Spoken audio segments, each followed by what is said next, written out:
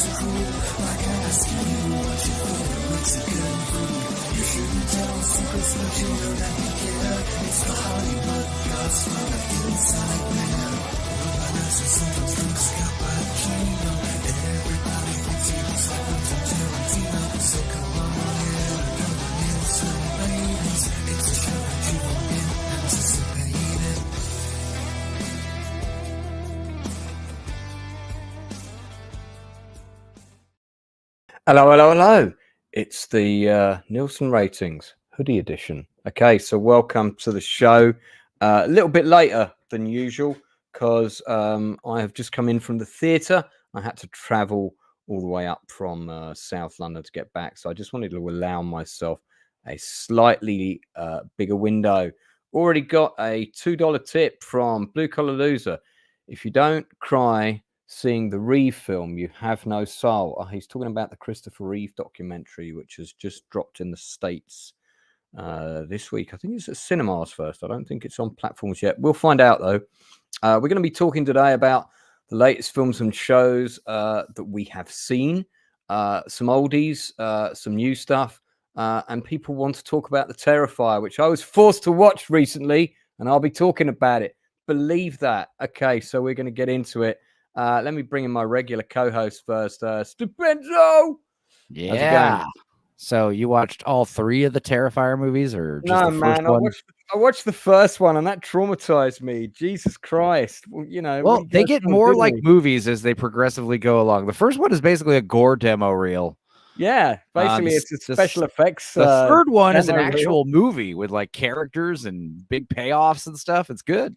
Oh, okay. And it's extremely violent, though. But we'll talk about that. But I'm good. I had a late stream last night watching. We watched The Wickedest Witch starring Rue McClanahan and some other awful stuff. So it's Halloween season, baby.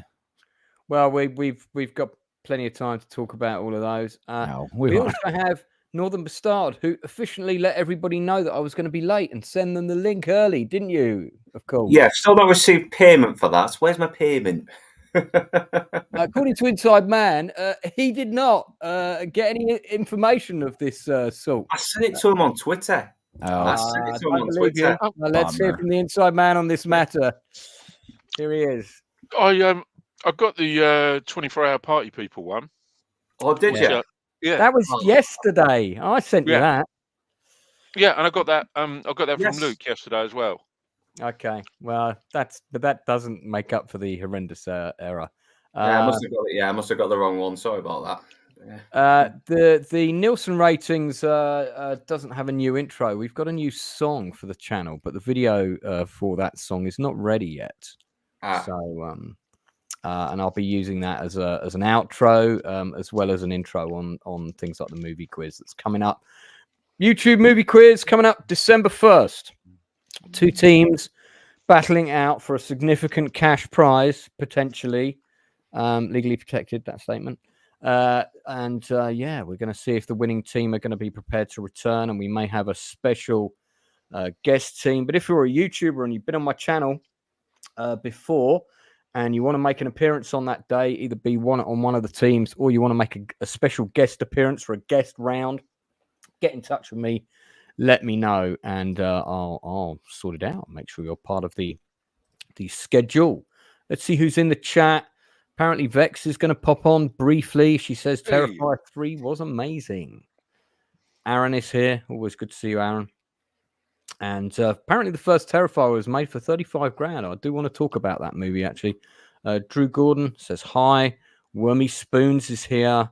And we have Ryan Randall in the house. I just topped up data and currently chilling in a bath. Talk about great time to chill out. So Fandad Menace is in the chat. Good to see you. Adam Gray's in the chat. A couple of YouTube celebs. Talking of YouTube celebs, Vex Electronica's here. Whoa. Long time no see. Vex. I know. Very long time. How's everyone doing? Thank you for having me. Hey, if you come on my stream making that kind of noise, I'm wondering why you're off camera. But it's good to see you, man. I've caught a few of the Monday night streams.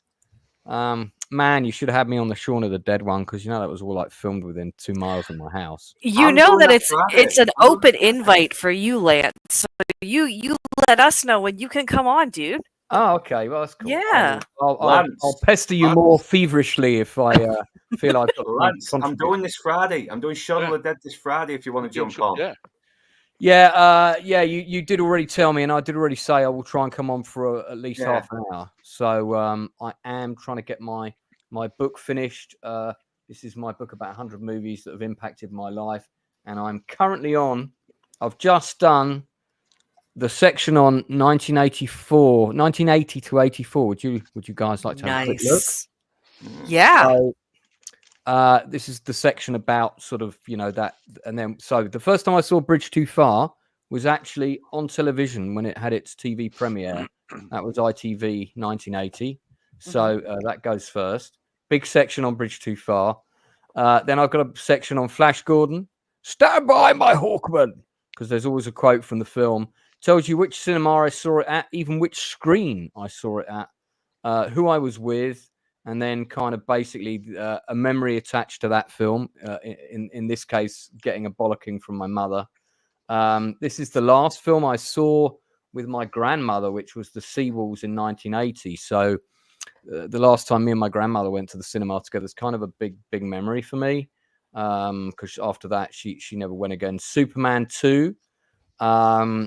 That was a good one. I wasn't supposed to go that day, but I managed to blag my way. Big story about that. And then we're coming on. These are all the other films that come in between 80 and 84. So it's a big section. The ones in bold I'm definitely going to talk about. The other ones are being considered. So I'm actually looking forward to the section that you've got devoted entirely to the Emmanuel films that you said that, in there. Mate, that's a different book. That's a different. Oops. Sorry. That's a different book. I remember watching Emmanuel in space on the Cinemax, dude. I still have that theme song in my head. Emmanuel, Queen of the Galaxy, Emmanuel. It was the lady from the elevator in Liar Liar with the big bosoms, Oh. She gets butt naked in that one a lot in that show. Yeah. Is it was Jim Carrey's reaction worthy then? I'm sure, yeah, totally. I mean, they're big fake cans, but still, she's a beautiful woman. You doink. So Vex, as you're our surprise guest with the aforementioned description that Enzo just discussed, and you're on limited time, have you got a movie or a TV show, old or new, that you would like to discuss, that you'd like to recommend to us and our audience? Well, this is gonna get a little bit girly for a moment, but I've been watching Gossip Girl for the last week, and I'm really enjoying it. Gossip Girl. Is this the movie or TV show? It's a TV series from like a decade ago at this point, but it was on Tubi, and I was really sleep deprived, and I just wanted to put something on in the background to help me fall asleep, and then I ended up getting invested, and I just started season 3 today. Wow. So, you were putting it on like that kind of half-hour comedy you might watch before you go to bed. Exactly. Because I never had any interest in it prior, because I'm not one for like those reality drama shows or anything like that. But it's very corny. It's not very well written. All the characters are very hateable as well. But it's it's addictive. Yeah. Rich bimbos in Manhattan. Yeah. Is it a sort of like Beverly Hills 90210 type thing, but set in Manhattan? Same idea, yeah. So it's like these are all like socialites and the elite, the children of those elite, and basically you follow their daily lives. And the Gossip Girl thing is like this website that gets like gossip tips and everything about all these people. And it usually is kind of like the driver that starts whatever arc each episode is going to go on, kind of deal. Andrew Musgrave is asking if you've seen the reboot. This may well be a line of comedy. I don't know, but I have not. Again, I had zero interest in Gossip Girl until I randomly turned it on a week ago. So I haven't seen. I don't even know what the big spoilers are either, because like they reveal who the Gossip Girl is, and I don't even know that. Okay, so do you feel like you want to hit up your girlfriends and been like, I want to talk about this show finally, and they're all like, yeah, we watched that like 20 years ago, basically. Right. The only person that has watched it that I'm talking to about it is Sassy. Okay. And we're just like in agreement, but even then it was so long because she watched it while it was premiering, and her memory of everything isn't as strong. But did her eyes like light up with joy when you said you were watching? You're like, oh my god, hell yeah! Or was she kind of like, oh? I know she was very intrigued. She was like, "Oh my god, I really enjoyed that show." So, what I'd like to know is this was made in 2007. So among this young cast, did any of them sort of break out into the big league?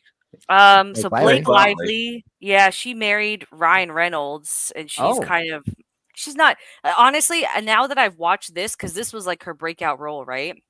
Now that I've watched this, I'm just like, oh, she really does just play the same character in everything she's done since this. Oh, Ed Westwick is in this. He's just worked with a friend of mine, and I think there might be a chance I might be getting an interview with him.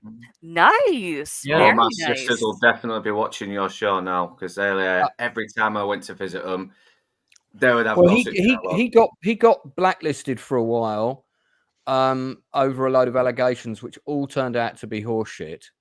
And there was, you had the Me Too thing, but then there was a whole load of people that kind of got tarnished by that brush who really hadn't done anything, and a lot of he said, she said stuff flying around and whatnot. And there was basically a lot of sort of disgruntled exes that had dated famous people that decided they were going to have their pound of flesh. And I think I'm only going on what I've learned and the people I've spoken to, but my perception of what happened to him was very much that. And his career got pretty much destroyed for about 3 years. He had a TV show with BBC, it got cancelled. Wow. And a couple of movies. He lost a couple of movies, and none of it was ever substantiated. It was all basically just kind of gossip, basically. Yeah. See what I did there? And I mean, now he's slowly getting his career back, but he's got a movie coming out this week that my friend Howard Ford directed.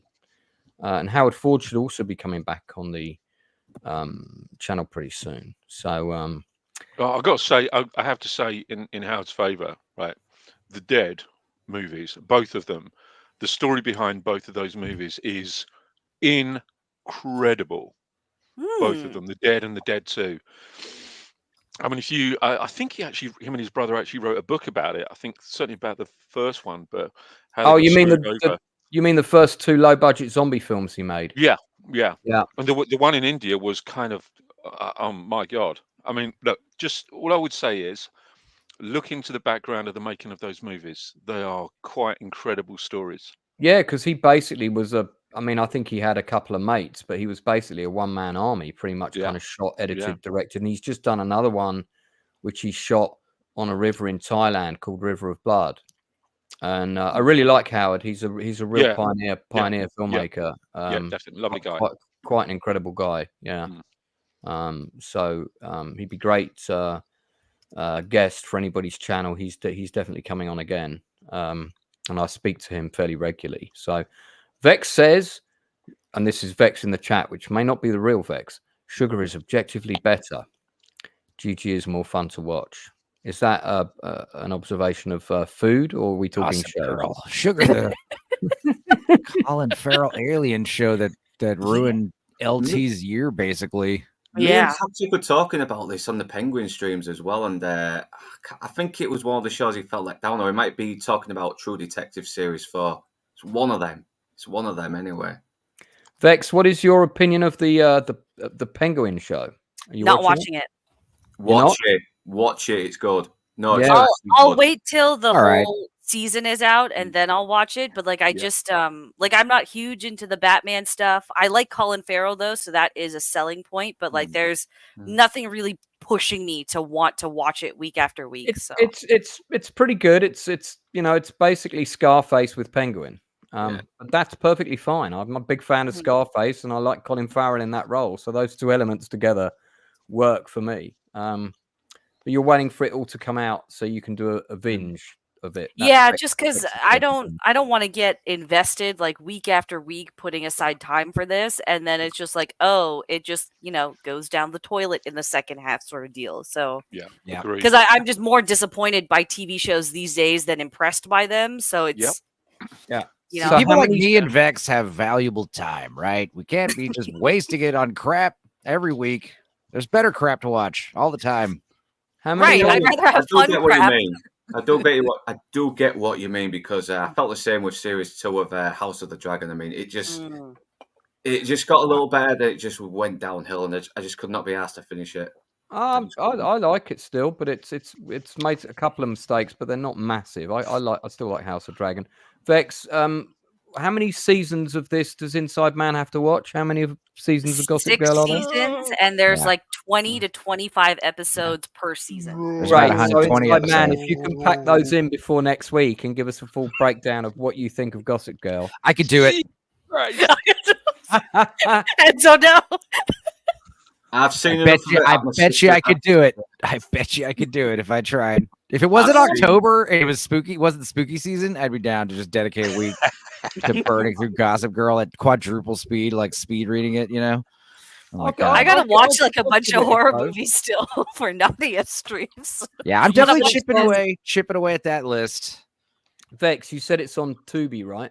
Is it Tubi? It's only on Tubi in America. I don't know if it's on Tubi in the UK because I came back to Canada and it's not on Tubi for me. Yeah, we can't get Tubi in the UK. Oh, gotcha. Yeah, so I've just been surfing the. I've gone to the Indian Ocean.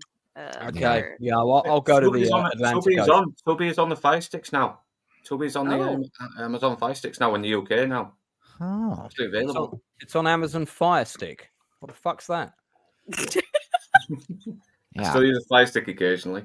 Just plug your computer into your TV like a normal person. Okay, all right. Well, I would do, but that sounds like a lot of effort and pressing the buttons.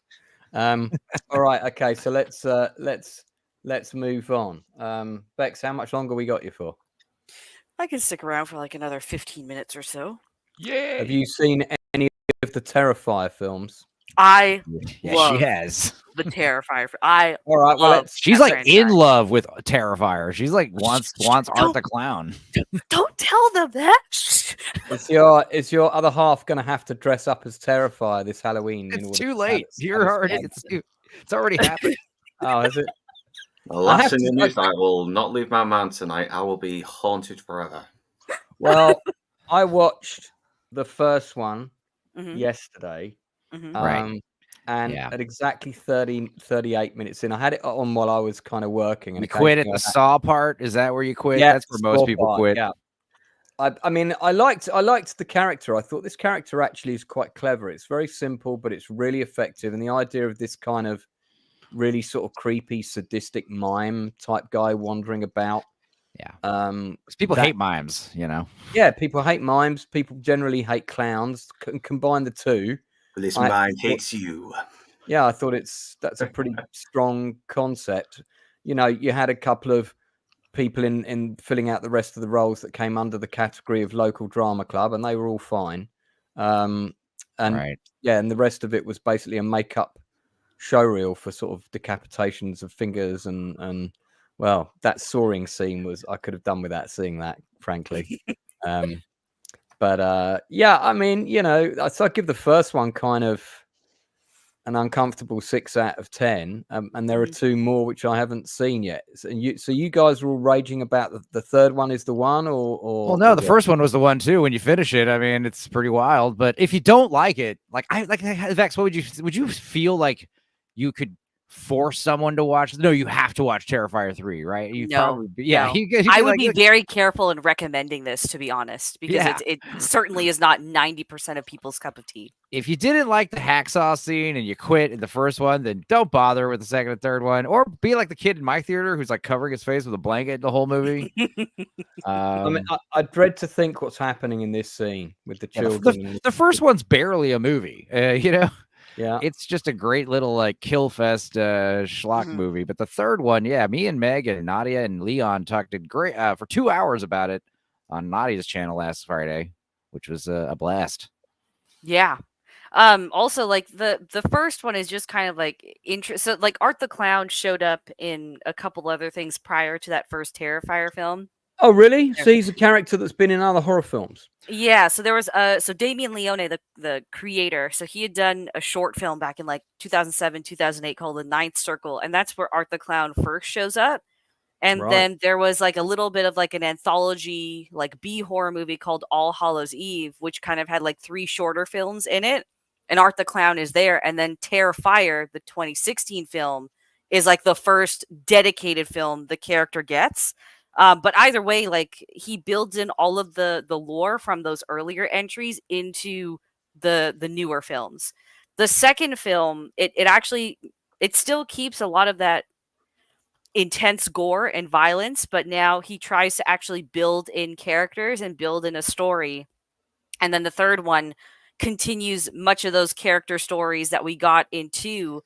But he's shown immense growth as a writer and a director just between 2 and 3. Like with 2, it's like it had some really poor pacing. There were scenes that were a little bit overdrawn out. It didn't need to be 2 hours on top of that. Like this should be a tight 90, and that's all it needs to shine. But then he takes all of those criticisms and then he makes 3, and it's like you get a great balance between an actual story and the intense score that makes Terrifier a well-known IP for horror fans. So I quite like the third. I really like the third. It's one of the most enjoyable movie experiences I've had in the theater all year. Yeah, my theater went nuts. Enjoyable. Vex, you're glutton for punishment, clearly. No, the teenagers and kids in my audience and old people, there was like, people were screaming and hooting and hollering, but there was like a tinge of laughter to it all. It wasn't like I said last night, like when I saw The Passion of the Christ, people were screaming and running out of the theater, sobbing hysterically, like crying. It was like watching a loved one being murdered in front of you. It was insane. I've never to this day seen a theater react like that to Passion of the Christ. Whereas this one was like, oh, kind of vibes, whoa. He finds like a nice like in between. Like there's enough horror, there's enough like drama, and then there's enough like bits of like humor to break it up without it being like cheesy or forced. Yeah, which is really nice. And like I went to go see it at a double feature, so they played Terrifier 2 and then Terrifier 3 back to back. So it was just fans in the theater that I was in, and like all of them, we all laughed at the same bits. We all like oohed and ahhed at the same bits. It was like you felt one with the cinema kind of deal. So that's why it was such a fun experience. Yeah. Well, one thing I'm worried about, and I did talk about this on Friday, was like, because we did talk about like what happens if Damien Leone makes a movie without gore. Like, can he do that? Can he make a movie without Art the Clown? Because it seems like Art the Clown wasn't really in the second All Hallows Eve, but he's in pretty much everything else he's done, right? Yeah, like Damien Leone, if I remember correctly, he didn't even have any involvement with All Hallows Eve 2. But I think he could, because again, he's showing that because even when you take Art the Clown as a character, he's like an amalgamation of like several pretty notable like horror icons. So I think he has the potential to make something outside of that. And I also do appreciate that at this time, he's been very forthcoming, saying that there's 1, maybe 2 more movies in the Terrifier universe left in me, and he's not going to push it any further. But I just say between 2 and 3, with how much growth he's shown, I think he has the potential to do horror without the gore. Cool. What I really hope is that he doesn't become like Kevin Smith, where like once he gets rid of his Jay and Silent Bob, his Art the Clown, like he just drops the ball, starts like, I don't know. I mean, cause, that's a very real concern. Cause like, I mean, this is just for now, but this is the first movie he's had that's actually like blown up. Like it's topped Joker 2 at the box office. It's made 9 times I think we're at 10 times now what the budget was. It's more successful than the other two Terrifier films combined. So let's say I go back in time 6 months and it's like, yo, Vex, it's Enzo from the future. And I tell you, Terrifier 3 is going to do better commercially and critically than Joker 2. What are your immediate thoughts? I would believe it. You believe it? Yeah, nobody wanted Joker 2. Like, let's be honest. There was no excitement for it. I think I was giving it the benefit of the doubt because there were two things I thought could work, and he botched both of those. But I could believe it because Terrifier, especially since 2, has built up a pretty significant cult following. But I think with you and me, because we're big Terrifier fans, I think if like you told me that for the future, I'd be like, well, damn, Terrifier's that good. But it's no, it's Joker's that bad also. Like you're like, oh yeah, okay. That makes more sense. Still, what a wacky world we live in. So, okay, what would you guys out of 10 give all three Terrifier films? Yeah, like I said this, I think on Nadia's, like as movies, like, yeah, they're like 7, 8 out of 10, maybe. If we're like, the third one maybe gets up to an 8. But like as horror movies, like, yeah, dude, they're like 10 out of 10. They're like 9.5 out of. If you're like into Norwegian death black metal, if you like the band Mayhem, then yeah, you would love Art the Clown. Yeah, I would agree with Enzo. Like objectively, his films, like they're up there, being like decent horror films and everything. Enjoyment though, it's just like a 10 out of 10. I have so much fun with those movies, even with all the problems they have. Like objectively, I enjoy them so much. I love the Terrifier films. That's probably up there with one of my favorite IPs. Damn, that's a big statement, Vex. What are your favorite IPs? Trying to think. Okay, if we're talking strictly film, My Little Pony. Let's go with films for now. Anything with Henry Cavill then? Nah, no, not all of his movies are good, unfortunately. Yeah, I'm trying strictly film. Maybe the Aladdin movies, not the live action, but like the animated ones, and like the TV show was a lot of fun. I enjoyed that. Planet of the Apes, I think those ones are very good, and with the exception of this last one. You talking about the new Planet of the Apes movies, or are you talking about the all together? Yeah, I was actually shocked. I actually I'm going to try to rewatch all of them, and I'm actually shocked. There's a lot less Planet of the Apes installments than I thought there were. I thought there were like a dozen or 20 or something like that. I've got the DVD box set of I think it's the 5 original movies from the late 60s, 70s. Nice, very the nice. movies or the planets. Nice. And the one I mean, obviously the first one is the best one, but I really like the one that's set in the city where all the apes riot, and they riot against the city, and you've got all the riot police, and I think that one's great. Really like it. I did like the sequel to the old one where the apes from the original movie escape and they land in Earth in the present day. Yeah, that's the third. I think that's like the third movie. They were really saving money on that one. That was like a TV movie, but it's still got a cinema release. They started basically halving the budget for each sequel, didn't they? It was as soon as they hit the second one, I think it was Beneath. Was it Beneath Planet of the Apes? I think the budget was halved, and then it was halved again, and then all of a sudden, you got a no budget final movie. By that time, I think the TV series, Planet of the Apes TV series, had already come out.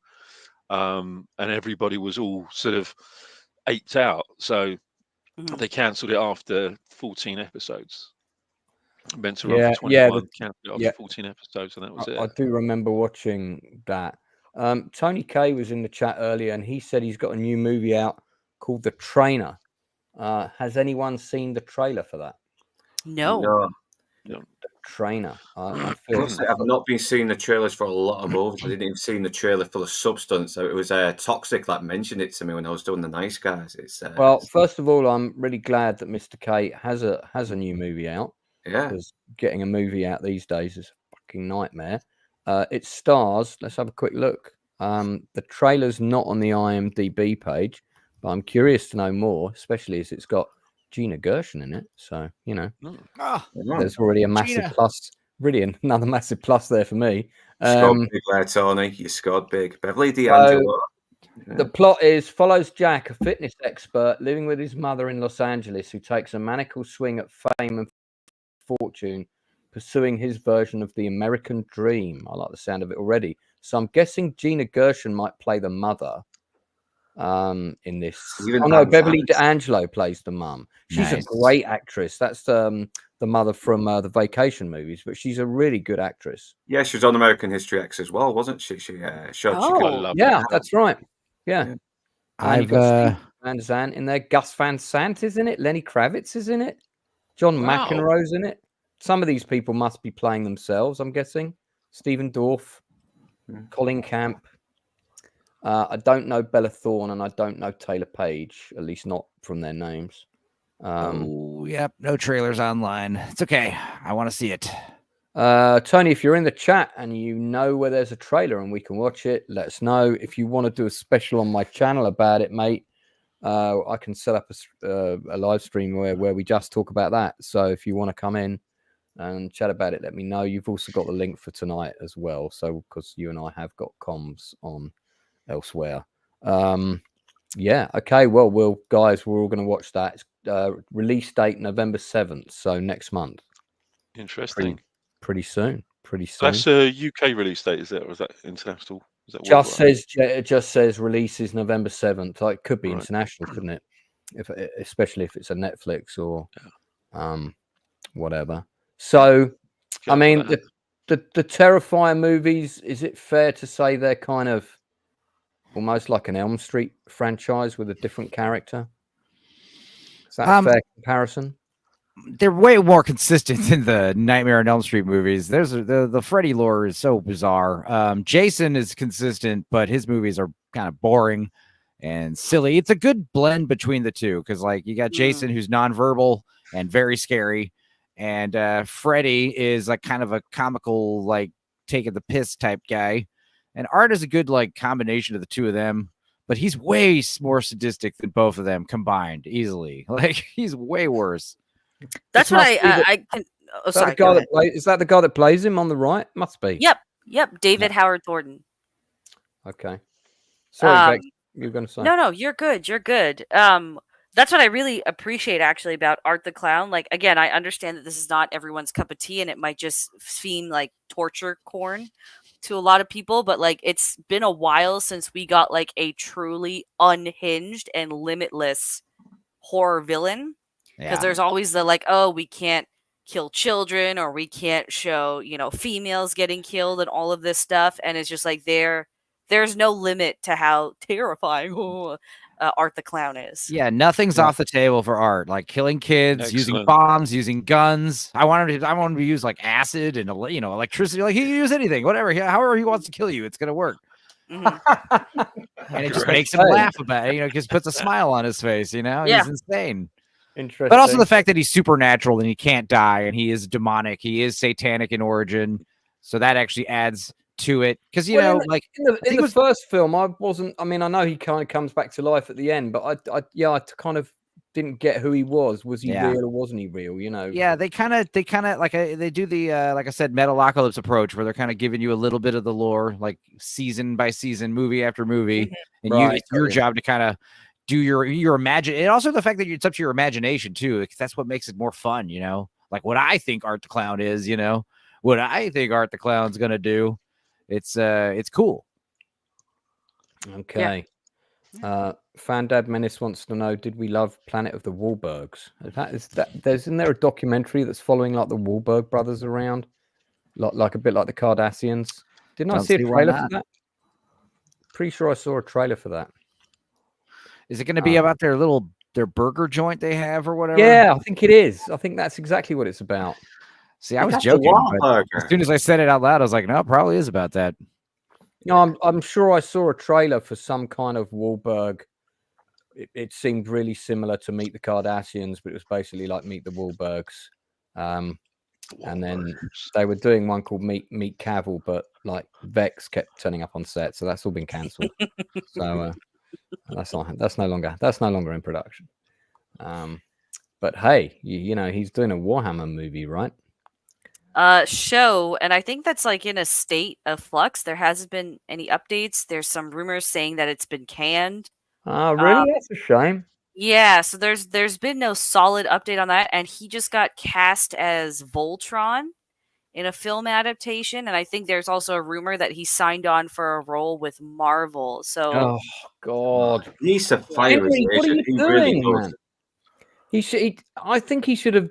Honestly, for the sake of his career, he doesn't need to do more superhero, you know, big studio films. How many jacuzzis does one man need?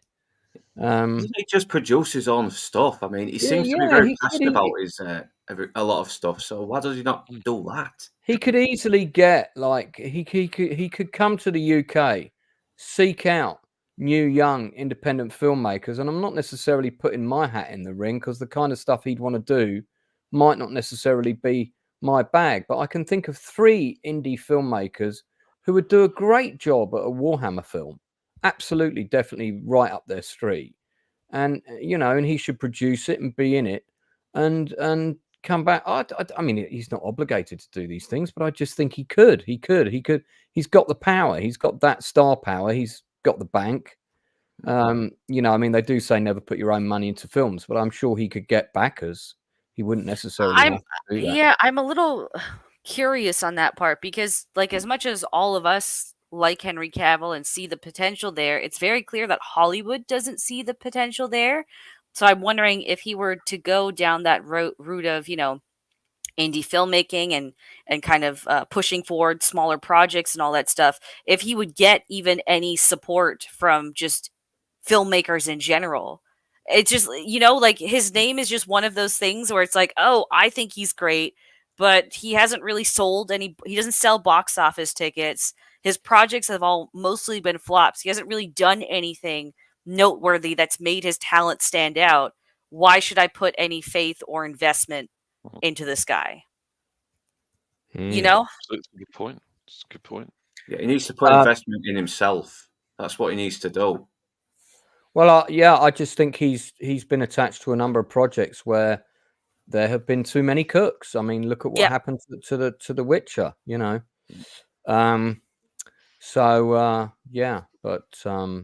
Yeah, I think your point is well made, though. And of course, we don't know what's going on in his life and what his priorities are. I think his baby would have just been born pretty recently. If that's a reason for another big paycheck, right there. You got a kid, exactly. You send them to private schools, you know.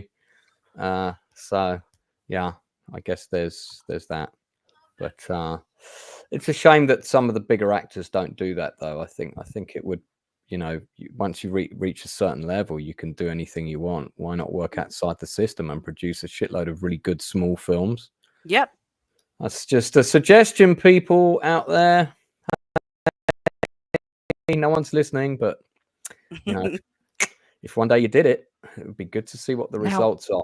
I mean, this is a guy who works outside the system. This is Terrifying movies are not a studio produced film, are they? Yeah. No, I mean, he had, so Damien Leone had, like, he crowdfunded all of his funding for all the previous films, and then they got a studio backing for number 3, but he still was like, no, I'm going to raise the money myself. Fantastic. So yeah, he still got the budget himself and whatnot, and he still got to execute his vision. But I think the only reason he was able to do that is because Terrifier just really blew up on the horror scene. So there was a lot of confidence, and it's very clear that the studios that did decide to back him on 3, they didn't want to see him on a leash whatsoever. So this was like a combination of a lot of good things coming together for him. But Henry Cavill, he's in the mainstream, he's known in the mainstream, and he's going to have those mainstream ties. So it's going to be a little harder for him to, I guess, get on this level and be successful on top of that. Right. Interesting. Okay. I'm going to try and get him on. I'm just noticing Henry Cavill or Damien Leone. If I'm getting Henry Cavill on, you won't know about it. You'll be you'll find you'll be locked up at that time. And how upset would you be if I was like a guest interviewer instead of Vex for the Henry Cavill interview? Honestly, I'd be more upset if you had Damien Leone on and didn't invite me. I'm going to try and get Damien on. So I'll definitely do that because he's exactly the kind of person I want to talk to because he's achieved it. He's worked outside the system. This is what you would call an outcast in the film industry. He worked outside the system, created a brand, created a product that was sellable. And it's actually quite difficult to conquer the horror market because it's the most oversaturated market with product. Because everybody's trying to make a cheap horror But I film. think he's worked outside the system because he knows that he, as Vex said, that he wouldn't be on a leash. That there'd be no restrictions for him, you know. And it's this is why independent filmmakers are, for my money anyway, the best filmmakers that you'll ever find. Because they aren't on these leashes, they aren't tied to the rules and regulations that most mainstream, for want of a better phrase, mainstream filmmakers have. You know, those sort of restrictions and those rules that they have to abide by. And you know, he's not a filmmaker for hire. He has done it off his own back. This isn't somebody who has been hired to create this. You know, he's the sole creator. I mean, I hate using the term auteur, but you know, this does make him somewhat of an auteur. No, he is. Really. Absolutely, I would agree. I mean, I know that normally applies to people that are up for awards at the French Cannes Film Festival, but no, you're right. The term does apply to him. Absolutely, he's created an established brand. He's made money, and he's gone against the system and done it on his own. I think that's fucking awesome. The question is, does he let the fame get to his head? That is the big question, right? Because now there's really he's topped a major budget Hollywood production, which is that's unheard of for an indie film to do. I'm surprised they haven't tried printing articles about how toxic he is as well, because he doesn't bow down to the Hollywood system. I think what they've done instead is a lot of people try to attack the Terrifier films as being extremely misogynistic, which is an argument that makes no sense if you watch the film, because most of Art's kills in all three of the films are of men. So that doesn't make sense whatsoever. But like, Leone hasn't really done many interviews until 3 because there was so much. He had that studio backing him for 3, right? So there hasn't been a whole lot that he said, but they've tried to attack this IP. People have. Right. Interesting. And of course, there is a possibility that he could have, quote, the right price, unquote, for this IP. You know, very possible. Yeah. You know, which would be a great shame.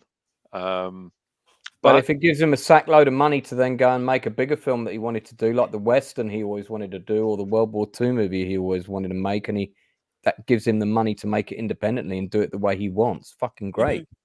You know, I'd get a clause that says get a clause put on the posters from Terrifier 4 onwards, not directed by Damien Leone. You know. I think people would avoid that as well if it's not got his name on it, because that's something I didn't even talk about or think about. Like, we've been talking about what is Damien Leone going to do outside the Terrifier universe, but what happens if someone else, you know, there's 20 Jason movies and they're not all directed by the same people, you know? I'd like to think that because he's stuck with this specifically for decades at this point, that he would be very careful about how it ends, or if he chooses to pass it on to someone else, right? So, but yeah, you're right. We've seen time and time again, people have a price, so who knows what might happen. I just don't want to see his name as executive producer for the next 6 movies. I think that's going to be the... Well, honestly, like, I mean, just like Jason Voorhees and Freddy, like, yeah, they were stupid and everyone knew that they just kept coming out with them, but people kept going to see them, you know, the teens liked them. Yeah, that's right. So like I could easily see a world where Terrifier 10 is coming out and me and Vex are like all jaded about it now. We don't even like Terrifier anymore, and the kids love it. They reboot the IP, Terrifier in space. I would totally see Terrifier in space. What are you talking about? Terrifier in the hood? Terrifier in, Ireland somewhere, terrorizing leprechauns? Terrifier does Japan, you know? Dude, Jamaica. Everyone I want to see in Jamaica. I want to see Terrifier in Jamaica. I want to see, Jason goes to Jamaica. It's Jamaica. I'd like to see Terrifier do the Bahamas, kill all the police in the Bahamas. That'd be good. Or better yet, Terrifier 6, rated PG-13. You know, like, oh. They'll never do Terrifier does China, though. No way. Yeah, do you think Art the Clown could beat the CCCP? He would, but they just won't let him. Okay. Well, yeah, I definitely want to talk to this guy. Can you guys each in turn give me ratings out of 10 for these 3 movies, please? Those people that have seen them. I think we did. Do it again. 8 out of 10 for all 3. Yeah, the overall series probably 7 out of 10 or up to an 8. Yeah, that's what I said. I give Terrifier 1 a 7 out of 10. Terrifier 2, 7 out of 10. Terrifier 3, 8.5 out of 10. Yeah, I think I'd go like 7, 8, 9 for me. Like, yeah, they get progressively better. It does, yeah. It does get like the only reason I rank set like 1 and 2 both a 7 is because 1 was very tight and it was just like, okay, it's just a clown killing people. I can get on board with that. But then 2, it's like I appreciate that he introduces Sienna and now he's trying to build lore and a story. But the pacing is so off-putting that I can't rank it higher than 1. So it's on par, but for different reasons. Well, what's cool is they retroactively make the previous movie better. Yes, the sequels. they do. So that is cool. They don't ruin the original source material of Art the Clown. And there's consistency too in everything that he's done because it's just him with like a hand here or there writing the script. So there's not too many cooks in the kitchen where you build up all these inconsistencies. Like, I mean, there are some that you can see, but I actually think that 3 ends up explaining all the problems people had with 2 in terms of like the strengths of Art the Clown. Right. Okay, well, sounds like that's a recommendation from most of my panel who've seen it. Northern, have you seen it? Inside Man, have you seen him? No. Okay. Well, The Terrifier 3 out now in the cinemas in the States. Is it out in the cinemas in the UK? It should be, yeah. It's out in France and stuff, so I imagine it's out in the UK too. I haven't been to the cinema in the UK since Inside Out 2, apart from the Romulus premiere. Yeah, but hopefully I will go again soon. Vex, is there anything else you want to mention before you jump off? Because I know you got to go soon. Oh, I was supposed to go like 10 minutes ago, but we were having so much fun discussing this. Well, we can talk about Terrify for another half an hour if you want. I mean, I'm trying to think like what else have I watched recently? I tried to watch VHS Beyond. Yeah. Didn't enjoy it. It just I can appreciate the effort. I really appreciate the effects because I didn't realize how many of those are practical. But it's for found footage and for that franchise, it's like I've seen you do better and you're not really shocking me anymore. So yeah, I mean, but it was better than the previous 1 or 2 installments. Yeah, so, I will give it that. Still it was pretty mid. I enjoyed it. I mean, but I enjoy awful stuff. Wait till you see what I'm recommending next. Okay, what are you recommending next? 'Twas the Text Before Christmas. It was another Hallmark style movie. I figured, Terrifier 3, 'Twas the Text Before Christmas. This would be a good, 2 for recommendations. But I watched it earlier today. You got a old lady named Nana who texts a beautiful young chiropractor lady on accident. And it's that meme you saw where like, oh, wrong number. Anyway, let's keep texting and let's become friends. And you should come to my Christmas dinner. Come to Nana's house for Christmas dinner, even though I don't know you. And come and meet my young, handsome son, who is a businessman, but he's got a girlfriend that nobody likes. We treat her like shit. But, come stay at the local inn with the kindly old man who runs the inn and come eat Christmas dinner and have fun with us. And, get to meet my hot son and my married son with kids and my granddaughter. I've never heard of this kind of plot before. And what's great is it takes place over the course of 3 years, 3 Christmases. So the first Christmas is everybody gets to know each other. Second Christmas, now the handsome son is single, but the girl is dating some fancy Michelin star chef.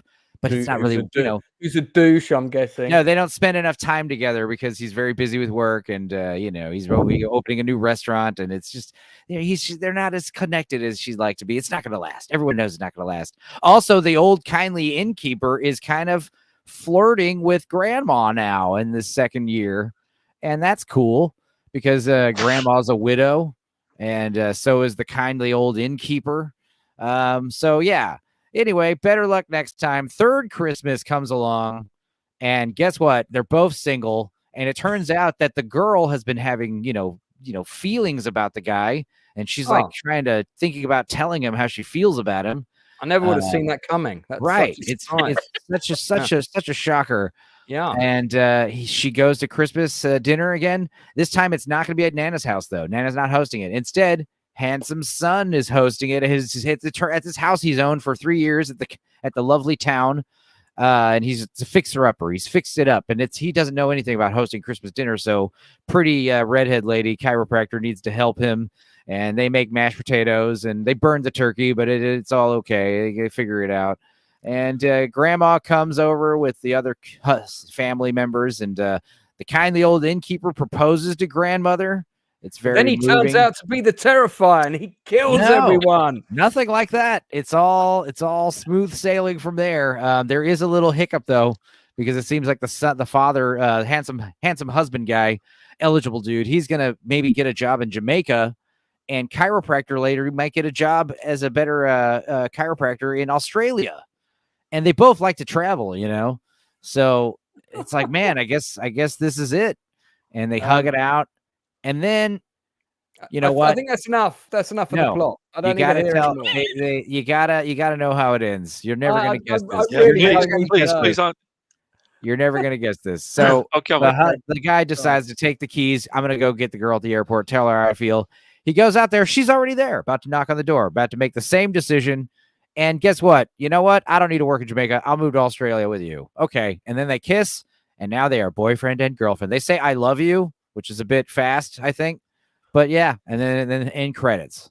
Well, they've only told for 3 years at this point. So only took Vex 2 days to fall in love with me. So, it was very sweet. It's not that long, is it? 2 days that you know of. I wasn't even accurate with that. And guys, the reason why I rehashed the whole plot scene by scene is because I knew you fuckers weren't going to watch it anyway. So, Vex, we got to have you on more often. I just want to look at this shot, right? I just want to know what the director said to everybody. So he said to the ladies, I want you to kind of look surprised, but kind of like pleasantly surprised. But he said to this guy, I want you to look like this guy has just farted, and like you're annoyed that the women haven't noticed. And then what's this guy doing? What's his direction for this expression? Is that a ginger, by the way, in the blue shirt? It could be a ginger. I can't verify, but maybe there's more stills and we can confirm. Is that illegal in a Christmas movie, or there's grandma with I'm guessing granddaughter. Yeah. I'm not joking. I bet it's a lot of fun to make these movies. I'm sure. I mean, unless you're an asshole and difficult to work with and you're just a diva, but I'm sure it's just like probably was. Sit here in the movie set and do the lines, and everyone just. If you guys go back to the first 20 industry interviews I did, there is an interview with a writer. Her name presently escapes me. One of my mods might be able to check. And it's not Natalie, the female filmmaker. This lady's just a writer, but for a living, she writes these movies. Yeah, she lives just down the road from me. She literally lives minutes away from me, actually. That's right. I remember us having that conversation. How does one become a writer for these? Because that seems like a really easy gig to get into. Well, I'm sure AI writes them now. I'm almost positive about it at this point because I watch them all the time, and I've noticed like since AI became a thing, it's like you're saying the word delves a lot. This is written by Cara Russell. I don't think that was the lady I interviewed. No, I mean. What she did was, she was writing an awful lot, and she I think she wrote some stuff for our local theatre. Mhm. And she wrote a couple of things for our local theatre, and she won a competition. And I believe that part of the competition, you might have to correct me here, Lance, but I think part of the competition was that she gets an introduction to an agent. Yeah, that there does was sound familiar. Yeah. And there was an agent that at that time, I think all of her clients were young females. They were trying to push like sort of young females into doing screenwriting and everything. And she submitted a couple of scripts, and then so she had her on her books, and she got a brief from this Canadian production company and said, you know, can you fulfill this brief? Is there any way that you could submit a spec script on this for this story? And she did, and now she's making a very, very good living on it. So good luck to her. I'd like to like branch into that just because. Yeah, I mean, right. I write fan fiction in my spare time, and it's like these are not much better than fan fiction. Dude, I've seen so many Hallmark movies. I could write like 4 of them today. You know what I mean? Well, I could write one of these in a week, and it would be good, and it would probably have a twist in it that they hadn't thought of before. I wouldn't be surprised if like it's kind of like a fill in the blank type assignment. Like, hey, you know, Johnson or Russell, we got a script. It's got to take place. It's got to have an in. It's got to be Christmas oriented. It's got to take place over multiple years. It's got to be about this meme, about the texting. The kid, there's the black dude who got the text and went to Thanksgiving dinner with the old lady, and he's been going for 5, 6, 7 years or something. You know, like that's the story, but make it original. You know, change some things up. You know, make it a romance. Have it on my desk by Monday. You know, that's kind of. I'm sure that's kind of more how it's like writing for Hallmark movies. Yeah, I mean, I think her turnaround was 6 weeks, and awesome. I was like. 6 weeks to write one of these. I would love that. I would make the best. I could probably bang it out in like a week, and I could just leave it on my computer, and then I got 5 weeks off. You know, they'd send it back and be like, "No, you need to tone down the quality a little. It's too, you're thinking too. This isn't going to win any awards, Lance. It's this is tone down the sex and the swearing and the people want. Yeah, people don't understand. The audience is going to understand some of these big words you're using in the script.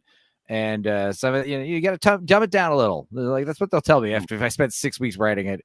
And I come back all like Charlie Day from the "It's Always Sunny" meme. Like I've written it. I've cracked the code. I've made a masterpiece. They're like, yeah, we really just wanted a movie about an ice cream shop and a couple meeting there. But thanks. We'll start from here. It's a good starting Inside point. Man, what movie do you have for us this week? I think it would be bad if Bex didn't hear about some strange Italian film. I'm not going to go with an Italian film. I'm actually going to go on something that I worked on. So I revisited The Company of Wolves. So that's a good movie. Vex, have you seen that? I haven't even heard of that. What is that about? You know what? Neil Jordan werewolf movie. Neil Jordan. It's based on a book by Angela Carter called The Bloody Chamber, which is sort of an anthology book. Almost fairy tales. It was a really, really beautifully written book. But Angela Carter co-wrote the screenplay alongside Neil Jordan, and it's a kind of a Red Riding Hood type story. Shall we have a look at the trailer? Yeah. Yeah. Canon. No less. It was actually Palace. Yeah, I know, Palace Pictures, but Canon distributed it, I think, for their cinemas. Call of emotions she cannot name. This is the Twilight world, where half-forgotten memories of childhood lead into a fantastic realm. Was it a wolf or a man you killed? When I killed it, it was a wolf. It turned. Here, dreams become David Warner. Our darkest fantasies come true. The worst kind of wolves are hairy. Angela Lansbury. They drag you with them to hell. Where did my daughter? Where did you come with my daughter? She ran away! They say the Prince of Darkness is a gentleman. Gentlemen always keep their promises. What have you done with my granddaughter? Nothing she didn't want.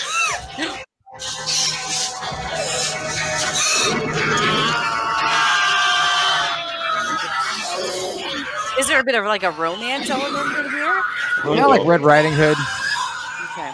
The Company of Wolves. But that was the first time where we saw like And- the werewolf like coming out, like the human skin getting ripped off, you know, and like the Oh, wolf yeah, just like comes out of the mouth, you know, Yeah. like the cover of the movie. Yeah, I've this actually trailer got looks great.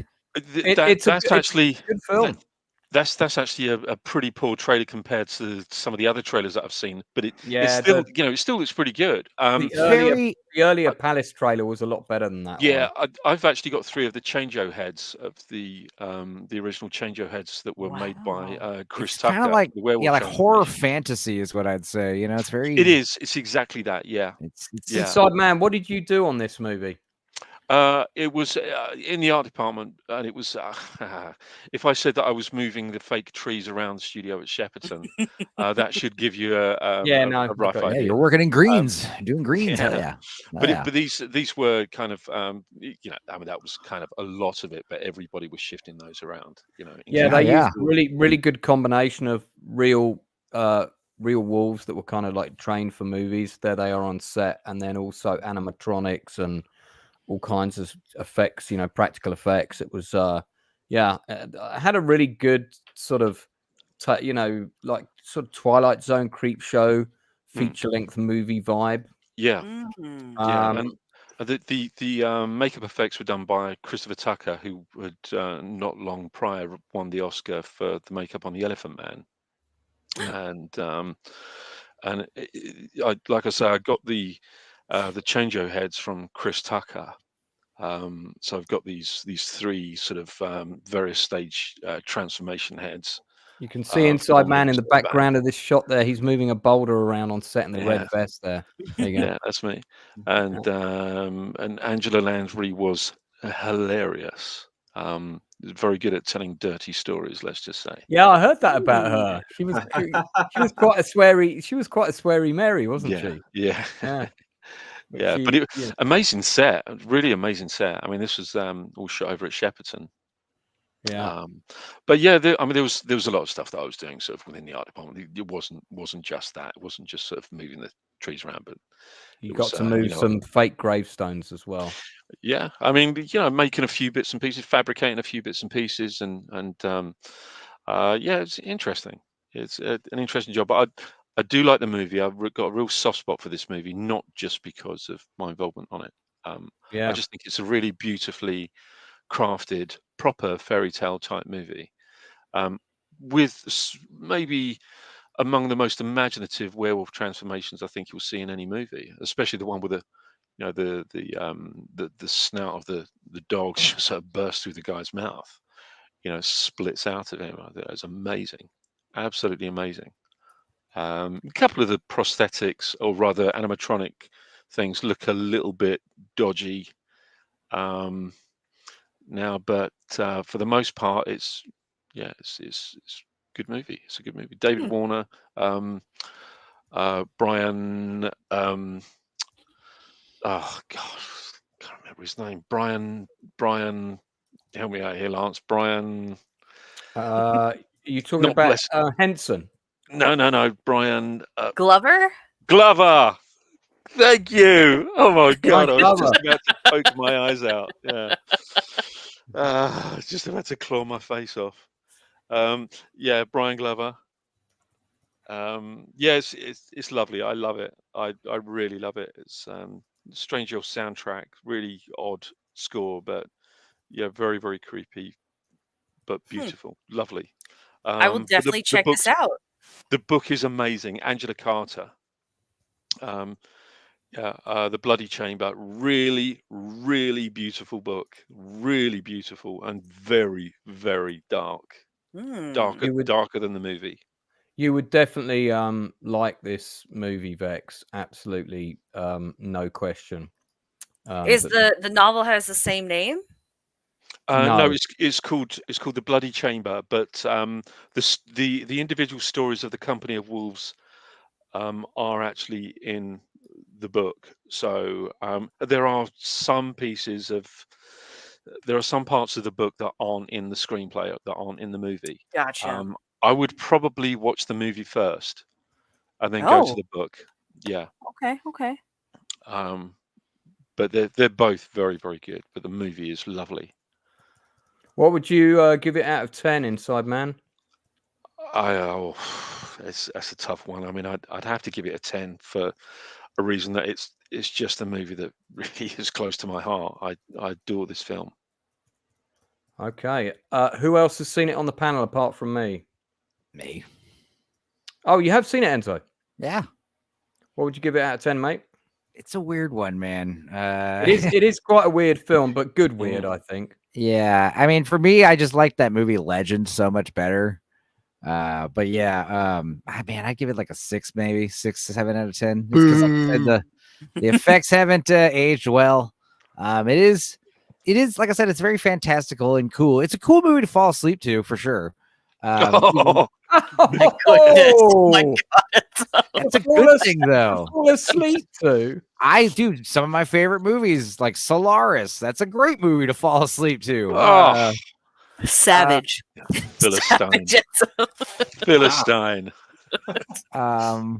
Yeah, I mean, it's just got a vibe, you know what I mean? But 6 out of 10 because of like, storytelling. It's a little on the slow side and not very scary, and the effects are a bit dated. But A for effort for sure. It's a wild one, and it's fresh. You ain't seen anything like it, that's for sure. Yeah, it's a stylish film. There's no question. It's got a style about it. While we're still on the topic of the genre of horror, before I recommend something I've just seen on BBC television, which actually has a friend of mine in it who I even forgot I knew this person. We met many moons ago. I'll get into that in a minute. Savage. Has anybody else got any stuff in the horror genre that they want to talk about this week? How about a bit of classic Hammer with Dracula with Christopher Lee and Peter Cushing? Oh, well, by the way, Inside Man, I remember this shot on the original trailer. That was how the original trailer ended, was the wolf coming out of this painting, which was very effective. Yeah, Vex, you're going to like this film, by the way. Okay. Sure. I'm not I haven't seen a whole lot of werewolf cinema, which I know is kind of odd, but this one, I don't know. Sometimes it doesn't grab me the same as other kind of horror, but I like this trailer a lot. There's werewolves enough in there. Neil Jordan is a really good director. He had a really he did a really interesting movie set in Northern Ireland right before this called Angel. Oh, yeah. What a film! What a film! Yeah. Oh my goodness me! Yeah. Oh, that was a really cool film. He did Breakfast on Pluto. I actually really love that film. Crying. Yeah. I mean, Neil Jordan is an amazing director. Angel was one of those films that really did stick with me when I first saw it, especially because it's about a sax player, isn't it? I've only seen it the once, but I think it's about a sax player. That's right. Yeah, the sax player, and he picks up a machine gun that gets discarded in Northern Ireland, and people come after him because they're trying to retrieve the gun. It's very it's got Stephen Rea's kind of slightly surrealist imprint on it, very much his style. Yes, that was his first movie, wasn't it? I believe it was his first film. Yeah. It was one of those ones that it was one of those Channel 4. It was. You're right. Very first season when the channel first started. That was one of the films they advertised, along with One Summer, which was directed by Jason Flemyng's dad, Gordon Flemyng. Yeah. And starred a really young David Morrissey and Paul Codman, who I would later direct in the Hillsborough play when we were up in Liverpool. And that One Summer was a really good TV drama. So Northern, you wanted to mention a Hammer House of Horror film before I jump onto this TV drama I want to recommend? Yeah, just the original, well, not original, the Hammer horror version of Dracula with Christopher Lee, Peter Cushing, and Michael Gough. And it definitely does take a lot of liberties with the original source material. And I have just listened to Bram Stoker's Dracula on audiobook. So, yeah, there's a lot. But what I do like is that Christopher Lee is barely on screen, but you still feel his presence is there, though, lurking around somewhere. And this is the 1958 movie that... Yes, it is, yeah. And Peter Cushing might be my favourite Van Helsing, and I love the chemistry he has with Arthur Homewood, played by Michael Gough. They just make a really great team, and Christopher Lee is just so he's just so charming and suave, but he's also so vicious and animalistic, and he's just pure evil, and that's how I like my Draculas. I don't want the romantic. He just wants to find his love. No, I want him to be evil and apathetic to his victims. Yeah, that's how I like him. Yeah. And I think that's the one thing that this film gets right is that it mostly focuses on the people who are affected by Dracula's actions and is and that's it, because it does really sort of push the boundaries as well for what they could have for gore back in the day as well, especially in the 1950s. There's still some very gruesome moments, even though it looks a little bit more. Even though the blood looks a little bit more fake these days. I don't know if Inside Man remembers this, but there were some bubblegum cards for the horror Dracula films that were doing the rounds at school before the Star Wars cards became a thing. Do you remember those? I do. I still have a little stack of them somewhere. Oh, mate, you used to collect them. Dig them out. Yeah. I still have a little pile of them with an elastic band around them. Yeah.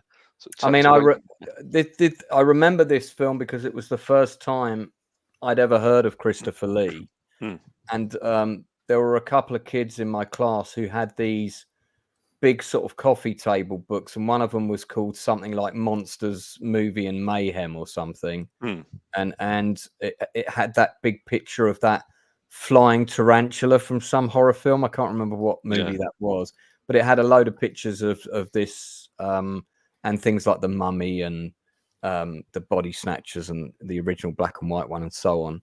And that was the first time I'd seen sort of stills of Peter Cushing in anything other than Doctor Who and the Daleks, which was the first thing I saw him in, which was also directed by Jason Flemyng's dad. But this was kind of the role that put Christopher Lee on the map when he played Dracula, I think. Yeah, because he was mostly just playing the creatures, wasn't he? He was like playing the Mummy and the creature in Curse of Frankenstein. Or was that after this film came out? I can't remember. I think it might have been before, actually, mate. I'm not sure what order they came in. To be fair. Inside Man's the only one that was alive in 1958 of our planet. Have a look. Curse of Frankenstein, because I know Peter Cushing is in that, and to be honest, he's scarier than the creature because he's just a downright psychopath. He will kill people just to achieve his, the building of his creature in the name of science. It's so good. It's so good. I love these. I just love how they don't care about just taking liberties with the original source material and just making it their own. There was actually, believe it or not, mate, there was actually a reason for that, and that was because of Universal. Universal had said, in terms of Dracula and Frankenstein, look, provided if you copy one bit, we're going to sue your asses. You use any of the original source material that we've actually gone from. You can use the title, you can use various other components that we haven't used from the books, but if you copy anything that we've taken from the books, we're going to sue you. So it has made it strong. They're stronger for it because it's their own unique twist on these iconic characters. Yeah, and you're right, mate. I mean, I think the Hammer movies really they expanded on the different creatures, the different characters. The Universal movies, which were fantastic, there's no question. But Hammer really expanded on the characters. Curse of Frankenstein came out the year before, so it's Christopher Lee was basically just the guy playing the monster by them, but this time he was actually the title character. Yeah, Michael Gough, who of course would end up being the butler in Batman at one point. Very good in this. Yeah, and I think this inspired Tim Burton to sort of do his own take on Sleepy Hollow because that really takes liberties with the original source material as well. And it has Michael Gough and Christopher Lee in it. What would you give it out of 10? Oh, I give it a good 10 out of 10. 10? Okay. I give it, Wow. Inside Man. You were on set when this was filmed, but we'll take that into consideration. You were born when this film went on the set this was filmed. I was not alive. I wasn't even spewing when this was being shot. So yeah, what would you give it out of 10? I'd give it an 8. No, I'd give it a 9. Actually, I'd give it a 9. Yeah. It's another one that's pretty close to my heart. Actually, I haven't seen it since I was a kid, so I can't really rate it. I'd need to watch it again more recently. So Hammer's Hound of the Baskervilles is also a very, very good film. Peter Cushing and Christopher Lee again. Right. They just made a good team. I don't know if you ever saw the last interview of them together as well before Cushing died, mate. It's very touching, even though I have seen that. Even though Peter Cushing doesn't sound like his mind is as what he used to be, it was still a very endearing thing to watch, seeing these two just having a laugh and talking together, just like they never stopped hanging out with each other. It showed they really did have good chemistry and really cared for each other. Yeah, and he was a very gentle man, wasn't he, Peter Cushing? Regardless of the characters he played, he was an avid war gamer like myself.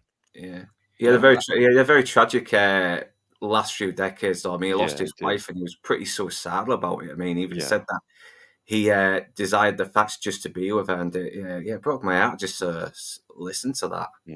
He blew up an entire planet. He was so angry. So real quick, sorry to interrupt, but I do have to go. Scooch. Yeah, yes. You get going. Listen, Vex, thanks very much for coming on. Always a pleasure. And same goes. You've always got an open invite here. So thank you. No, the pleasure is all mine. It's been far too long since I've been able to chat with all of you. In all we've honesty. got the YouTubers movie quiz on December the 1st, Sunday, December the 1st. Kind of going to be a big event. I think you took part in the last one, didn't you? I did, yeah. Yeah. So were you on the winning team? No, I was not, unfortunately. Okay, you can still be involved. Get in touch with me. I'll let you know how. Okay. Okay, sounds good. Cool. Everyone have a wonderful rest of the evening / morning / afternoon. Chat, awesome as always. Okay, I'll speak to you soon. Thank you. All right, so my pick of this week is a BBC drama series, and to be honest, when what attracted it to me was the cast. When I read about it, I thought, oh, this could be dreadful. It could have turned into a box ticking exercise. It absolutely isn't, and I urge all of you to watch it. This is Mr. Loverman with Lenny. Fantastic actor who our American panelists may well know from The Walking Dead. Lenny James has been around, but he's a bit of an English legend, really. This is based on quite a well-known book. I haven't read the book. It's an 8-part, half-hour drama series, and it was one of those where I tell you what I do. If I'm working on a script or I'm writing, I'll often put something on in the background, and if it starts capturing my attention, I'll pause it and then I'll watch it properly when I take a break. That's what happened with this show. It's basically about a Jamaican husband and wife. The wife is played by Sharon D. Clarke, who's an absolutely phenomenal actress. A lot of people will have seen her in the stage production of Queen, We Will Rock You, where she played the Killer Queen. She's got a belter of a voice as well. I've met her in person, really lovely person, a long time ago. I think when she did a play at the National, or she was watching a friend do a play at the National. It was at the bar. So these are two people that are kind of part of the Windrush generation. They're both now in their 70s. They've been in the UK for 50 years, and I don't want to give too much away, but you'll know this from watching the first episode that Lenny, who is playing the Mr. Loverman of the piece, he's basically hidden from his wife that he's been gay all this time for 50 years, and this is a massive no-no in not just the Black and Asian communities, but in the Afro-Caribbean communities in particular. It's the homophobia in those communities, particularly on the Caribbean islands themselves, is really, really quite, people get killed. People get shot in the head over this kind of thing, and have been. Yeah. Absolutely. There's a whole subsect of reggae music that is the lyrics are insane. It's very Yeah, homophobic stuff. It's crazy. I mean, we could get into that, but let's save that for another time. But so this sort of show doesn't get made very often. Like I said, I was afraid it was going to turn into a sort of a BBC drama moral lesson of the week, but it's really not like that. The characters are all actually quite complex. The wife, who, you know, he's really only had sexual relations with her when they've had kids. There's really no love between them and hasn't been for a long time. She actually had an affair herself that went on for some years. As part of the backstory, he's got 3 children. This is his best friend, who's also been his lover for 30, 40 years. And gradually all of this stuff kind of comes out. This is Sharon D. Clarke, who plays the mother. You've got 3 actresses playing the daughter. The daughter's in the piece. I want to just click onto the cast list here. One of those actresses is an actress called Charlene White. And as soon as I saw her name come up in the credits, I thought, I know that person. It's not the Charlene White that I know, is it? I think it is. Yeah, Inside Man, I think it is the Charlene White, So Charlene and I, now you've got to remember, I had my brain damage thing happen in 2004. So I can't remember much of the 10-year period. The reason I know that we met is because I keep lists of actors I want to work with who I think are very talented. And then I tick those names when I've met them in person, and I'll put little notes next to them, like, were they a nice person, all that kind of thing. And Charlene's has got ticks and stars all over it. And my recollection is that we either met at the bar at the National, but I also have a vague recollection of us sitting down at a dinner party. Anyway, I found her on Facebook, messaged her. She sort of also vaguely remembers me, but this is we're talking late 90s, early 2000s, and I should have reached out to her when I actually saw her in Stephen, because she played Marianne Jean-Baptiste wasn't available, and she played Stephen Lawrence's mum in the Stephen Lawrence drama, which we also did review on this channel when it came out. And I really liked that as well. I thought it was really good. I thought Steve Coogan kind of got unfairly savaged in that. Anyway, she's a phenomenally talented actress, and I think criminally underused. So I was proper over the moon when I saw her in this. Not only has she got a good part, but she's got some really good scenes. You know how it is usually some people just get these kind of tiny walk-on roles. They don't really get to do very much. And that was not the case in this show. I don't want to put the audio on the trailer, but the trailer's running now. Charlene got some really great scenes. She actually also got quite a complex character who has a difficult relationship with her son, and just kind of seeing her do her stuff in these scenes. Honestly, I was so proud of her because I've only seen her in this and Stephen. When I saw her in Stephen, I just the memory didn't drop at all that we'd met until I watched this. I went, oh my God, we met. Now I remember who this is. And yeah, so it was nice to reconnect with her earlier on Facebook. She was asking me how much fun it is to run a YouTube channel. She's thinking about doing it. I might need to have that conversation. No, don't do it, because it's a hell of a lot of work. Yeah, I'm proper chuffed.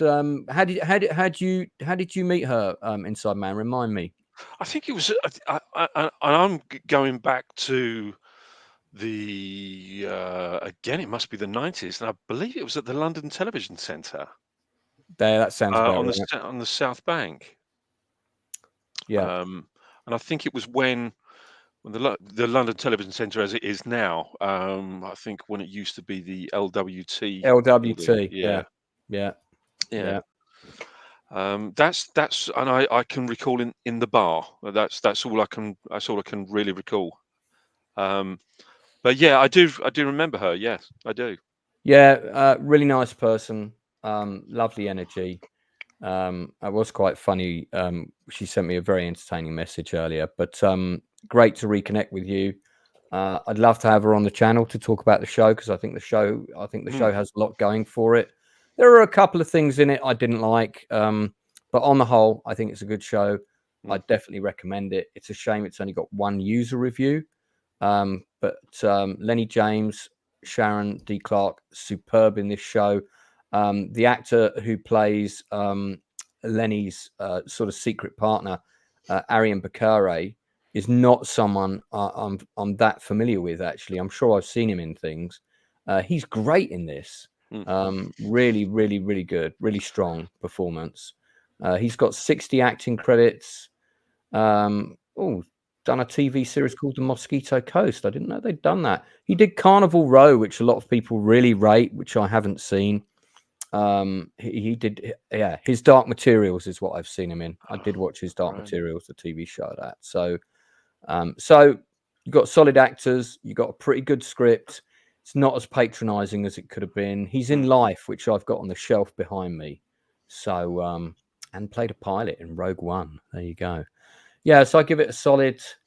I need to rewatch it again, but I think definitely 7 out of 10 first impression. I might take that up to an 8 when I've watched it. Nadia, I know, who's in the chat. Nads, let me know if you want to come on. I'll send you the link. She's a big fan of Carnival Row. So didn't think I was going to like it, but actually it's a very, very good show. Might not be everybody's cup of tea. I get that the topic will not be for everyone, but yeah, I recommend it. It's good. I wanted to recommend an old film that I've been talking about in my new book about 100 films that have influenced my life. One of the ones that I've mentioned today is Superman 2. Yeah. So the adventure continues, and there's been a couple of different cuts of this. One with Richard Donner, which is kind of restored. It was like the restored Donner cut. I'm not sure that I particularly thought that was better than the version I saw at the cinema. But I've talked about Superman 2 at length, which I kind of got to go and see accidentally. I'll leave that story for people when they read the book. I really liked this film. This was the film that I thought the original Superman movie should have been.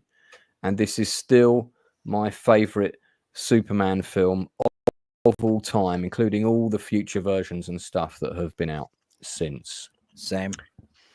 The only thing that I always laugh at, there's one thing that I always laugh at, and that's Terence Stamp suddenly turning into a Cockney.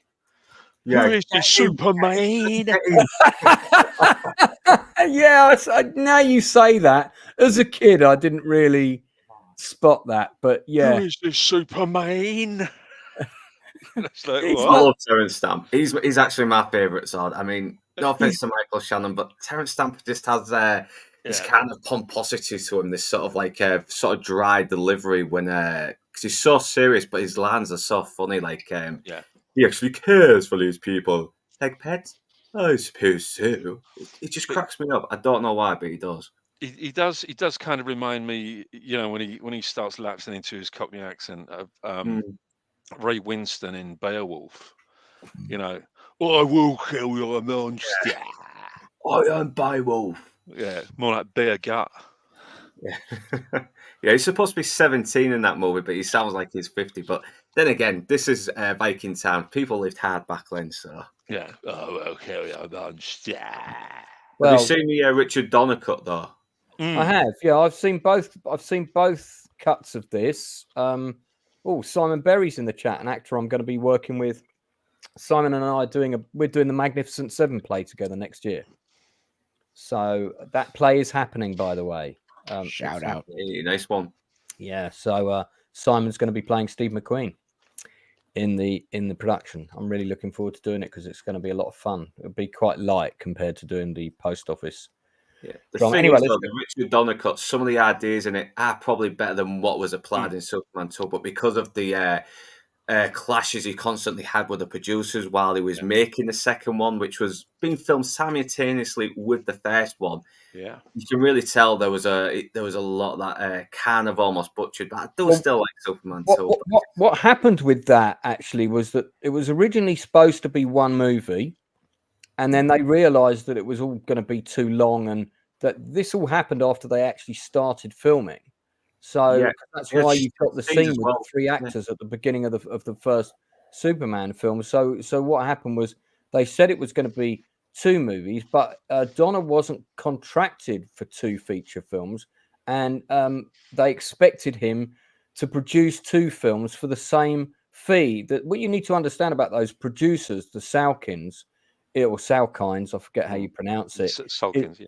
That they were 2 of the most reviled people in Hollywood, in the industry. I mean, Inside Man can jump in and say more, but in a sec. But absolutely awful people, and they tried to destroy Richard Donner's career after this. They tried to get him blacklisted, thankfully unsuccessfully. And you know, I mean, I could tell more about Donner, but I'll save that for another time. But the story behind this is really fascinating but infuriating at the same time, because Grant already did the scenes that would be used in Superman 2, and they just swapped it out, and it made no sense. It was his father that left the message to his son, not the mother. It's well, but the one thing that people bitch about a Man of Steel is that Superman killed Zod, but he kills him in here. He kills him on here as well. And to be honest, he's more justified killing Zod in Man of Steel than he is in Superman 2. Because in Superman 2, it's how he kills him is stupid. Because like the idea that Zod can't just like move his eyes and look at that family without moving his whole head. But if you look at what happens, Superman takes away Zod's powers and kills him. That's kind of fucking ruthless. He could have arrested him. He's helpless. He's powerless. Sometimes life in prison. Sometimes life in prison is a worse punishment than death. You know. Yeah. Even in at least in Man of Steel, he kind of is more justified because Zod will not stop whatsoever. Yeah, but to be fair, Superman should also be put to death in Man of Steel as well. He's insane. He's crazy. He's scary. I don't like him. I still prefer this over Man of Steel. I do. Dude, no question. Like the question is this one better than the first Superman movie, Richard Donner? And I would agree. I think it is. Yeah, absolutely. And there's so many different cuts. There's so many different scenes that are in different versions. Like the one, I love the one that's only in some versions where the kid rides away on the horse, and no one's allowed to leave, and they kill him with like a traffic light or something. And one of the ladies like, he was just a boy, and Ursa's like, and he'll never become a man. It's just like, wow. Yeah, we want that in there. We want that in the cut. That stays in. I'm pretty sure that was in the version I saw at the cinema, because that sounds familiar. That version in the diner where Clark Kent goes to teach him a lesson after the punch up. It's handled much better in the theatrical cut, in my opinion, because in the Richard Donner cut, he reverses time again. And then he comes back and then teaches him a lesson. It's like, wait, he has no reason to teach him. No, in the know who you are. In the UK cinema release, he just comes back into the bar. The guy tries to beat him up. He shoves him down the counter and turns to the guy and says, I've been working out. And that's actually the quote I've got in my book. There's just the quaintness of the fact that, like, all right, you're bullied by some trucker at a diner, and then you go back like weeks later, days later, and the guy's still there. Like, what are the odds that he would be at that diner? Did he work there? I was confused about that. Like, well, maybe Superman, used his special powers to follow him around, waited until he got back there again. No, and he I think it just turn up at the same time. I think I think it makes a statement on how not how creatures of habit we were, especially back then, like, before the internet. Yeah, like you just go to the diner by your house and just hang out there. Yeah. That guy who played the trucker, though, Lance, correct me if I'm wrong, but he was the guy who played. He was in We'll Meet Again, wasn't he? With Susanna York, who's also in Superman. He played one of the airmen, but he was also he was the American. Was it Leroy that was in Sharp? Oh, I don't think that's the same actor, but let me check. But I don't think that's the same guy. I thought that was the guy that played Leroy in Sharp. I think I know the actor you're thinking about, and he's the guy that in We'll Meet Again is one of the squadron commanders and ends up having a relationship with a woman who thinks her husband's been killed, but then the husband comes back. Yeah. So I know exactly who you mean. But I don't think that's the same actor who I could have sworn it was plays the truck. the guy who I mean, you might be right, but I think Sharp's Eagle. I think. No, he is in one of the Sharp things, but I think the guy in the here we go, Man in Diner. is no, it was Hal Galili. He died in 1983, so he died pretty soon after this. After Superman was finished. No, that wasn't the guy that the trucker that he has the ruck with. Yeah. No, unless I'm reading the credit wrong, and that's the guy behind the bar, but that says Man in Diner, so I'm guessing that's him. Because I think he had a character name, didn't he? Well, you've got the diner owner and the man in the diner. They're the only two people with dialogue in the diner. Right. So, yeah, it would be this guy. It looks like him on his IMDb.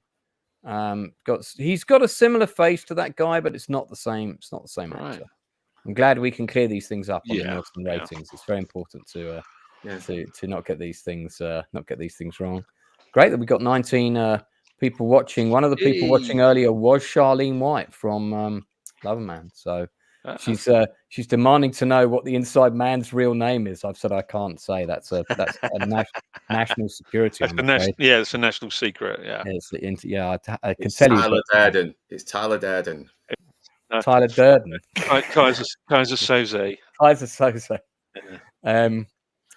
So We'll Meet Again has a different Michael Shannon in it. That's true. I remember seeing that on the credits and getting very confused because he wasn't alive when that was. Well, he was very tiny when that show was made.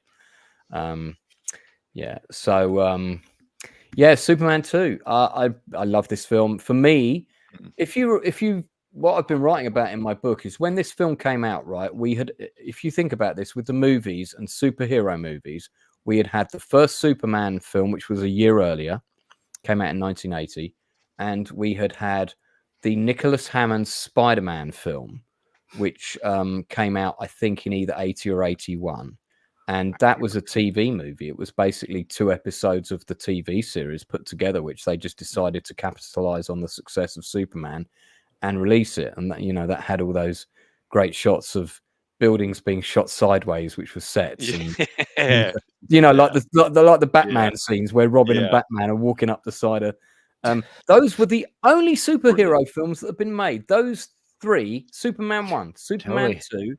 You'd had the feature-length Batman film, the Adam West one. So I guess you could count that as well. So that's 4. That's it. So imagine a time when there were only 4 superhero films ever. And Superman 2 comes out, which was just great. Had a great script, really great villains. For me, Zod was the first proper super villain. He was the first proper supervillain I ever saw in a movie, because there wasn't a proper supervillain in the Spider-Man film anyway. And I don't think that was out before this. Gene Hackman wasn't really a supervillain in the first Superman film. He was just sort of an intelligent human who kind of was trying to work out a way to defeat Superman, but I wouldn't really call him a supervillain. He didn't have any special powers. I'm probably going to piss off a lot of people here, but do I think Gene Hackman might be one of the weaker Lex Luthors? I mean, he's good in the role, he's fun, but when you get like Clancy Brown in the animated series, and you get I forgot his name in Smallville. Oh, we've lost connection with Northern Bastard. I don't know what's happened. I forgot to tell him that Gene Hackman is my favorite actor of all time, and derogatory comments about the Hackman will not be tolerated on this channel. Sorry. I mean, I kind of see what Luke's saying, because like I want Lex Luthor to be more like regal. And, oh my God, I'm going to take you out as well. Gene Hackman is the best in Royal Tenenbaums. That is like one of my favorite. That's my favorite Wes Anderson movie by far. Gene Hackman on his worst day is better than like most of the actors. He's one of my favorite. He's a great actor. Not my favorite Lex Luthor. That's it. That's it. Unforgiven, and what was it? We watched with Blue Collar, Quick and the Dead. He's so awesome in that one. As far the Dead is amazing. Yeah, but I want him to be a little bit more dignified. I don't know how to describe it. He had a lot in this movie as well, isn't he? He's more underground. While when you see Lex Luthor in the comics, he actually has people. He's actually charming the public. People don't see him for the scumbag he really is. Yeah, Gene Hackman's Lex Luthor has kind of like a man's man quality to about him. But that shouldn't be Lex Luthor. Lex Luthor is like above all of us. You know what I mean? He feels that way, and you kind of feel that way too. He's just like, he's like superior intellectually. He's superior financially. He's superior, like looks wise, probably. You know, like Lex Luthor needs to be like like very pompous and overconfident, and like deservedly so. Whereas, like, you know, this Gene Hackman's Lex Luthor, I kind of just want to have a beer with him. You know, like he seems like a cool guy. This is the difference between Hackman's Lex Luthor and the animated one. In the animated version, Superman apparently dies. You know, I use that term loosely. He shows up at Superman's funeral. Lois Lane is screaming at him, saying, "Are you happy now?" And Lex Luthor says, "Believe me, I'm going to miss him too." The Lex Luthor in the movie would be happy to kill Superman straight away. So I think he does get a few points for being a bit more ruthless there. Look, Gene Hackman has great ambition as Lex Luthor. He wants to own small beachfront property, Australia. Best line in a Superman film ever. I rest my case. I just think he's a bit more comical, but I don't like his performance. I don't think Gene Hackman is really good. He's just not my favourite Lex Luthor. That's it. He's a very good he's a very good villain. It's just Lex Luthor. That's it. Case adjourned.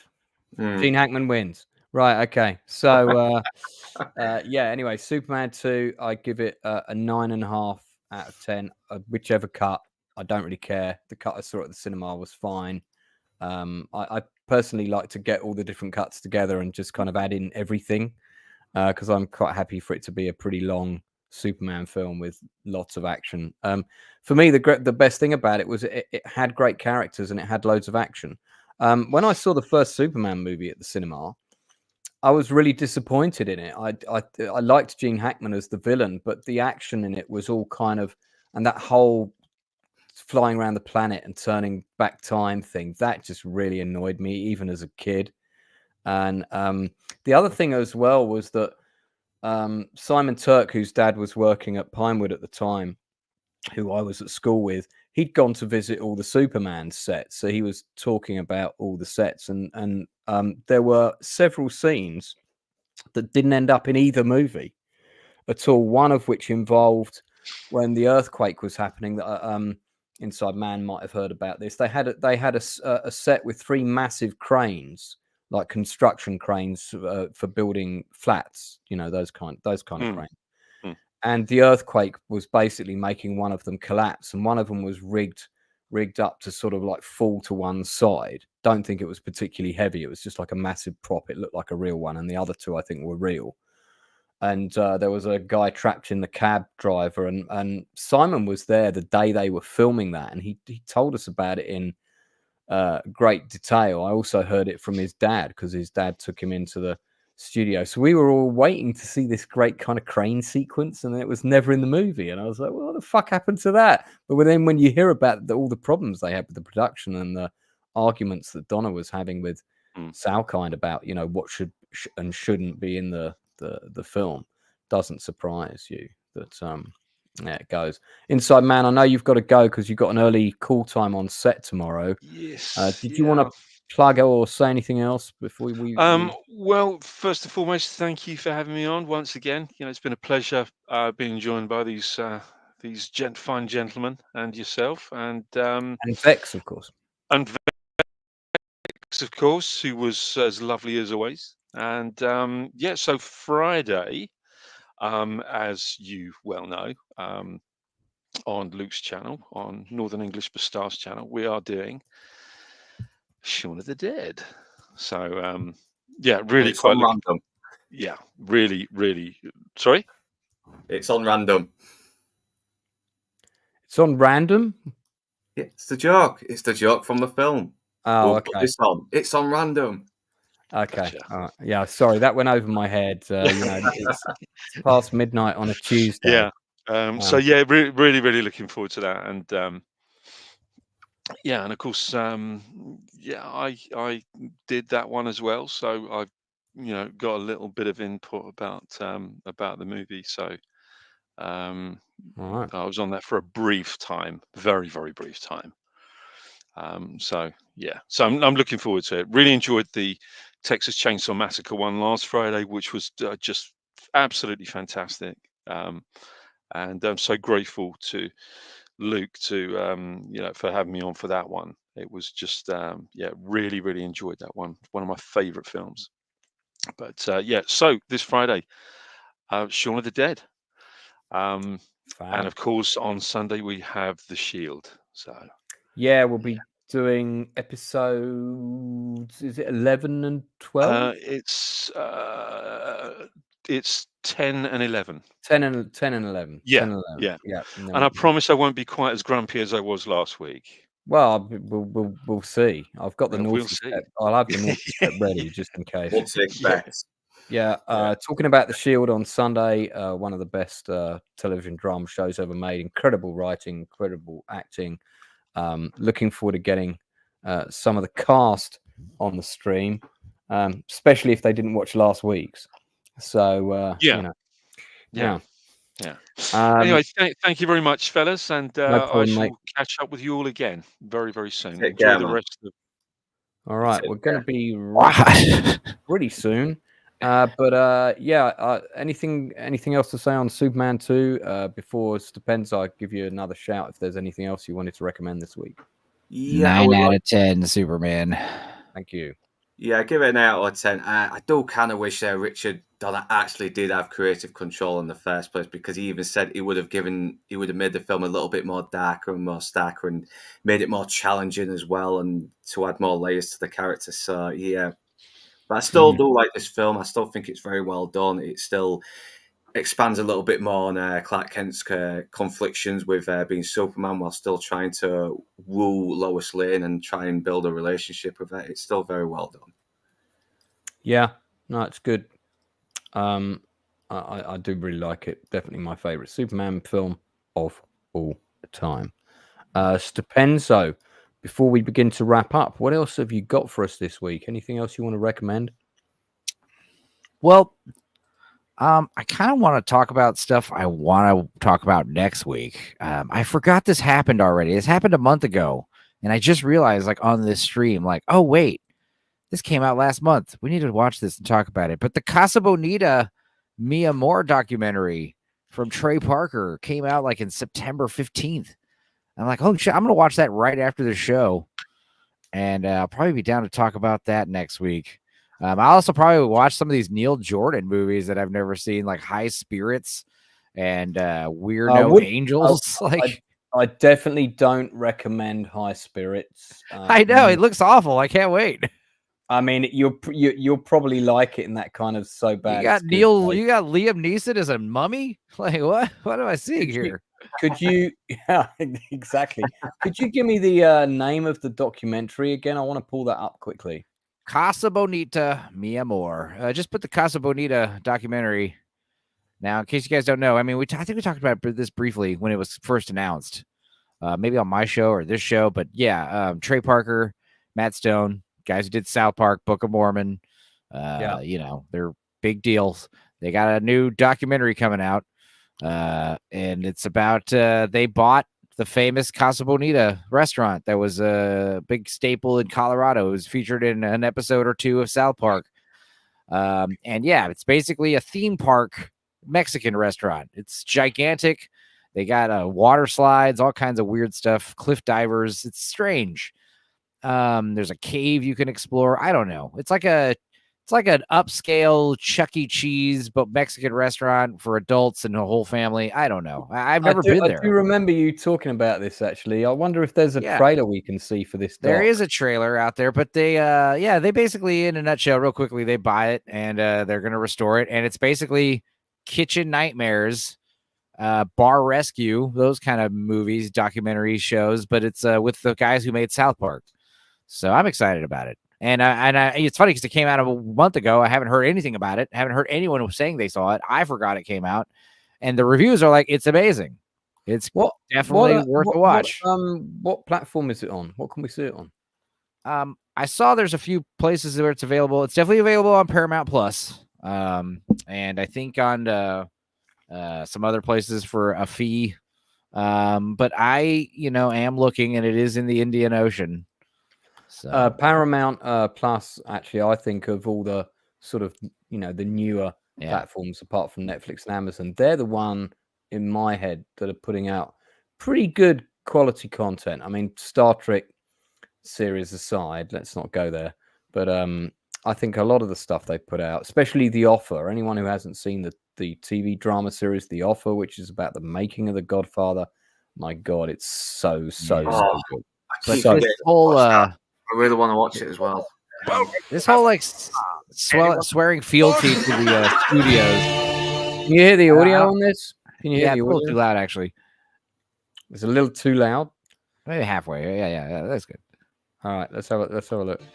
People call Casa Bonita the Mexican restaurant Disneyland. When you grew up in Colorado, you just remember how awesome it was. When I was a kid, it was a dream that one day I could own Casa Bonita. I am going to Casa Bonita. Oh, yeah. Why do you think That's one of my favorite episodes, dude, for sure. If you guys have never seen South Park or haven't seen the Casa Bonita episode, It's just a lengthy fucking lengthy goes to just to make sure Butters doesn't fucking make it there. Yeah. That's a great episode you can watch without knowing anything about South Park, you know? It's a good standalone episode. Creators of South Park purchased the iconic Casa Bonita, a fine dining restaurant.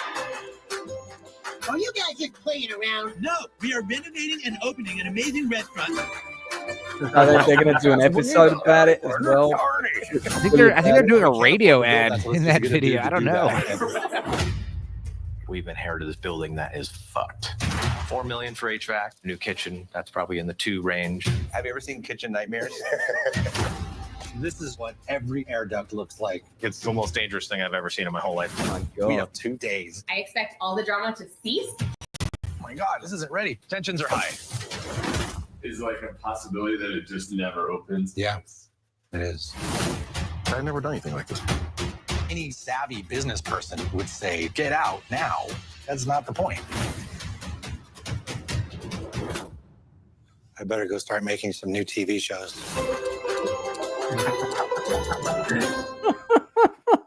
Man, they were crazy. You know, you don't buy a theme park that's like falling apart. I mean, if you're a shit zillionaire, you can, you know, like they are. So, I mean, you know, give me some money, man. I'll make some films. I'll make some films that'll make you more yeah, money. I'll probably watch that, you know, within the hour, and we'll talk about it next week, I guess. Yeah, let's do it. I'll watch it. And High Spirits. We'll also talk about that. Good to see Gooch in the chat. What's up, Gooch? Nice to have you dropping by. We're just about to wrap up here. South Park does beat The Simpsons and Family Guy and American Dad any day, although I do like all of those shows. And actually, I just watched a cracking episode of Family Guy the other day. So how much money do they have? I don't know. That's a good question. More than me, that's for sure. More than all 3 of my panelists put together. And then some, I would imagine. I mean, are you going to go there? Because how far is that from you? Oh, no, it's like a 16-hour drive, probably. I don't know. I'm on the southeast side of Texas, okay? Right. Whereas Colorado is northwest of Texas. Texas takes, when I lived in Austin, to drive from the middle of Texas to the westmost point to El Paso is 9 hours. That's crazy. It's a huge state. Have you been to, and I'm pretty sure I know what the answer is going to be, have you been to the infamous crossroads from the end of the movie Castaway in Texas? I have not. No, I did not think so. You know what's funny is I might have been there and not known it. You know, I might have been there and drove through it and been like, where am I? It's located in Mobeetie, Texas, which is, fuck me, where is it? I mean, it's north of Waco somewhere. Yeah, I mean, I've driven all over Texas, so who knows? I doubt it. I doubt it. It's a big state. I'm hoping to get, of course, you guys will probably remember that at the end of Castaway, you have that country and Western actress who was in the movie. I mean, that was she did a couple of acting parts. I think I've talked about this before when you guys have been on the stream. And she was the actress that I wanted on the cover of my book series. I based one of the characters on her. And I wrote to her, and her name was Laurie White. And the reason that she didn't reply to my email. In fact, it went through my casting director and everything. We did it very officially because you know, there was a paycheck involved and everything. And yeah, the lead character that's in the book, the lead sort of Texan white American male who's got 2 kids, who's kind of fleeing an abusive relationship. When I saw her at the end of Castaway, which I'd watched again recently at the time, I said, that's that character, Laurie White. But she was battling cancer at the time, and of course I didn't know that. But I did end up speaking to her husband. I wrote to him later, a couple of years after she'd passed away, and I told him the story. And he wrote me a very nice letter back. He's a country and western singer too, and I'm hoping to get him on the channel for an interview. He's on tour at the moment in Texas. So Enzo, if you see a sign up for Chuck Cannon, and he's doing a gig, you got to go and support. Okay. Now I did look it up, and the famous Castaway intersection is 9 hours and 22 minutes away from my house. So I can't wait to go there when I come and visit you. That'll be a day trip. That'll be a fun day trip. 4.5. We're going to go to the middle of nowhere. We're going to go to the Panhandle for some reason. Go and see this crossroads. There's nothing there, but that's the point. It's the journey it'll be like Lord of the Rings. It'll be like the journey. That'll be the main reason. It's basically going to be like you're going to really get to know the kind of music I like after that trip. You know what I mean? That'd be good. But yeah, guys, you can still check out Laurie White's music. It's on her channel.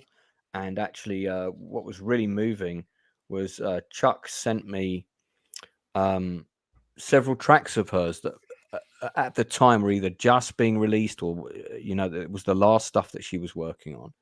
And she did a song called Bear, B-A-R-E, and it's really a love song to Chuck, and it's sort of her singing this song, saying, you know, it's amazing that you'll still love me even with everything I'm going through. It's that kind of vibe, but it's, oh man, it's such a beautiful song. Her voice is so powerful. She had such an amazing voice, and they used to tour together, and there's a lot of videos on YouTube of them doing gigs together all over Texas and the South West and so on. And it's quite moving. You can see how in love they were. You know, I'm a soppy guy for this kind of stuff.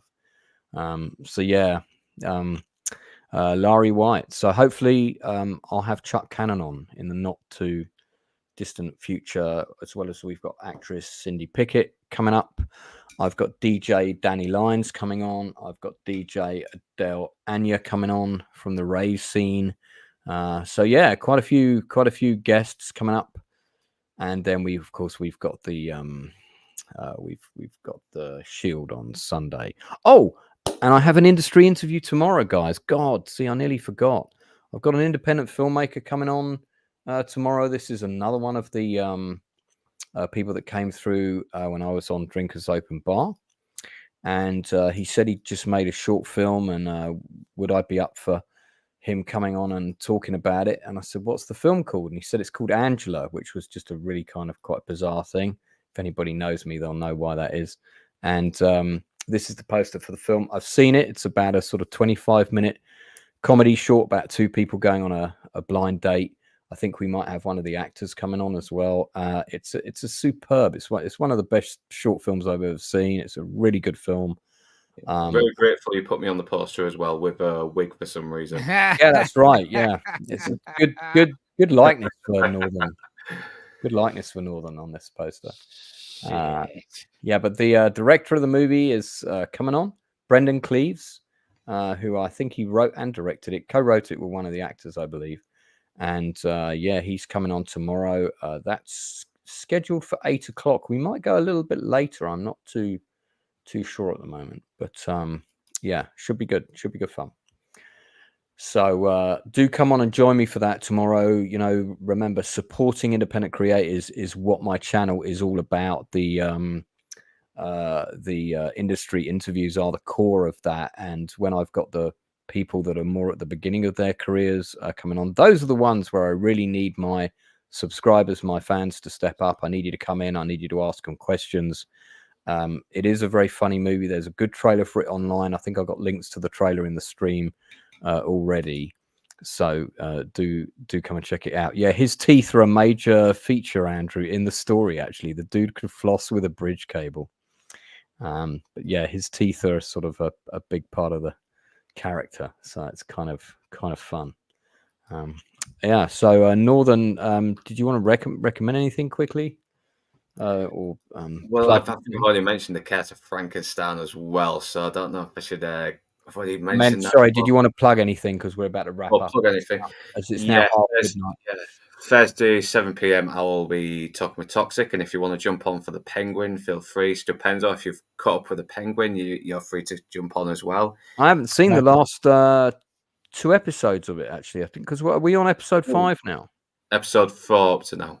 Oh, I think I've just got to see. I've seen 1, 2, and 3. I've got to see episode 4. I haven't seen 4 yet. Yeah, and like I said, with Friday, I'll be doing Shaun of the Dead with Inside Man, Critical, and Fandad Menace, and anyone who wants to jump on as well, feel free to let me know, and I'll send you the link. And Thursday as well, I'll be will be the premiere of my Halloween retrospectives, where I talk about where I review Dr. Sleep from 2019. Dr. Sleep. Do you know what? That's a good movie, man. And the funny thing is, when I watched Dr. Sleep, because I hadn't read anything about it, I had no idea that it was a sequel to another very famous horror film. Yeah, I'm kind of split on it, because I do like some of the ideas it expands on. I like the actors in it, but it kind of just went down a little bit after Abra confronts Rose the Hat for the first time, because Rose the Hat suddenly stops becoming very threatening, and she starts getting her ass handed to her way too many times. And yeah, I think it starts off well, but it's just nowhere near as good as The Shining. Yeah, I mean, but the thing is, I went in watching it not knowing that it was a sequel to The Shining, and I think for me that worked really well. The fact that I was sort of watching it, and then suddenly we were at the Shining house, and you know, I started seeing all the links come in. I was like, oh, right, okay, wow, that's kind of clever. This film was sort of working perfectly well on its own, but now it links into that. That's kind of cool. So yeah, so I wasn't comparing it to The Shining, and I don't think you should, because it's a very different tonally. It's a very different kind of movie. I mean, I will give it credit; like, it was trying to appeal to fans of the Stanley Kubrick Shining, as well as the original source, as well as the original novel of Stephen King, who hated the Shining movie because of how incredibly different it was. Yeah. So yeah. Okay. Well, check it out if you haven't seen it. I recommend it. I'd give that a solid 8 out of 10. I mean, The Shining is, is kind of a 9.5 out of 10 movie. But yeah, I think Dr. Sleep, I'll give it an 8 out of 10. Look, I wouldn't mind jumping on that if I'm available, because I'd have a lot to say about that film. So yeah, Stupenzo, you want to plug anything quickly? Yeah, tomorrow the We Watch is a movie that Farrell recommended we watch a year ago. And Farrell had a bit of a health scare recently, so we're like, holy shit, I'm glad he's going to be able to see this. He's good. He's doing fine.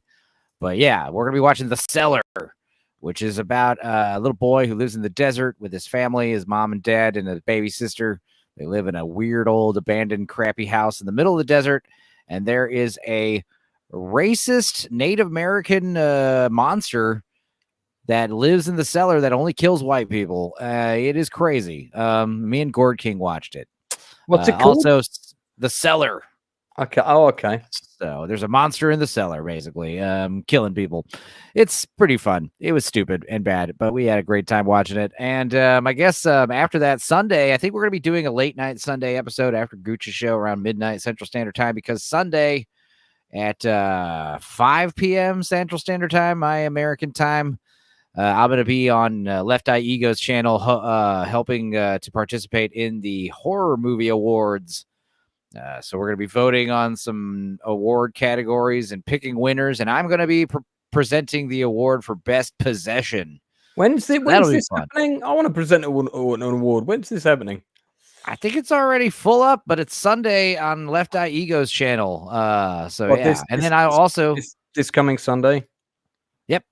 Oh, I'll be out of commission, so that's all right. Okay, well, I'm also going to be on Adam Gray's channel, B-Sides, B-Roll Stage, doing the B-Sides thing on Friday, which will be a hoot and a holler. And I think we're watching Horror in a Haunted House. I think that's what, something like that. One of those movies. That'll be fun.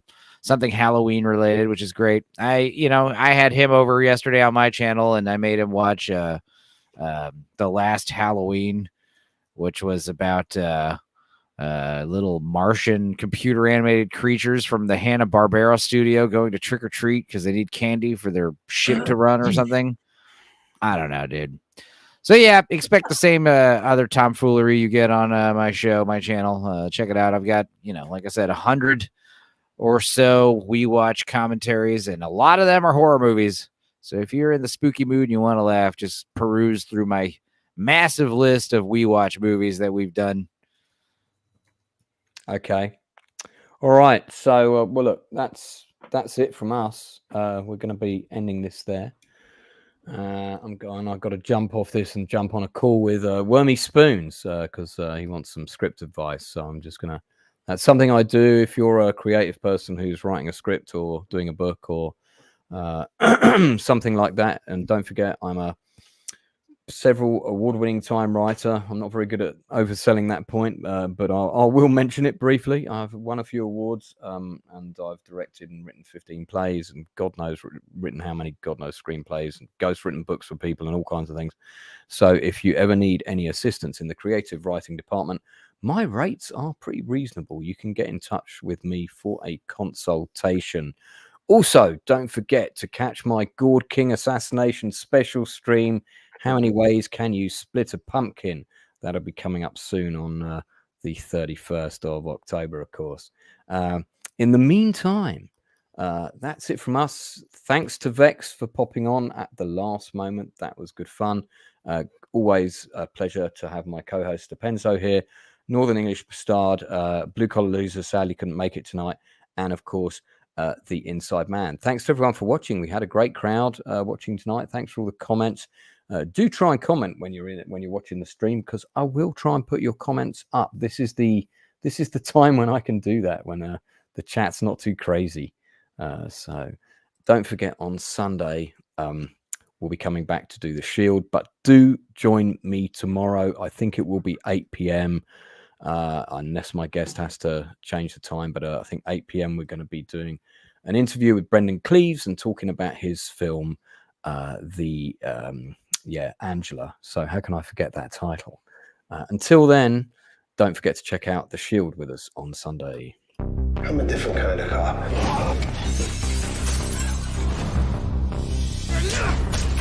We knock down the doors other cops don't want to. Taking fire from every scumbag in town. They didn't earn it. I don't feel bad about taking it. All about bringing force down on the street. Y'all take a look at what you got going on under your own roof.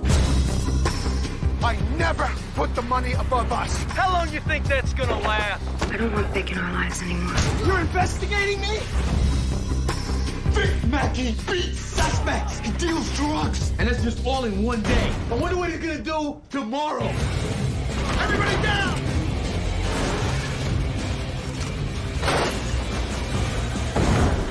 Hey, my day's just getting started.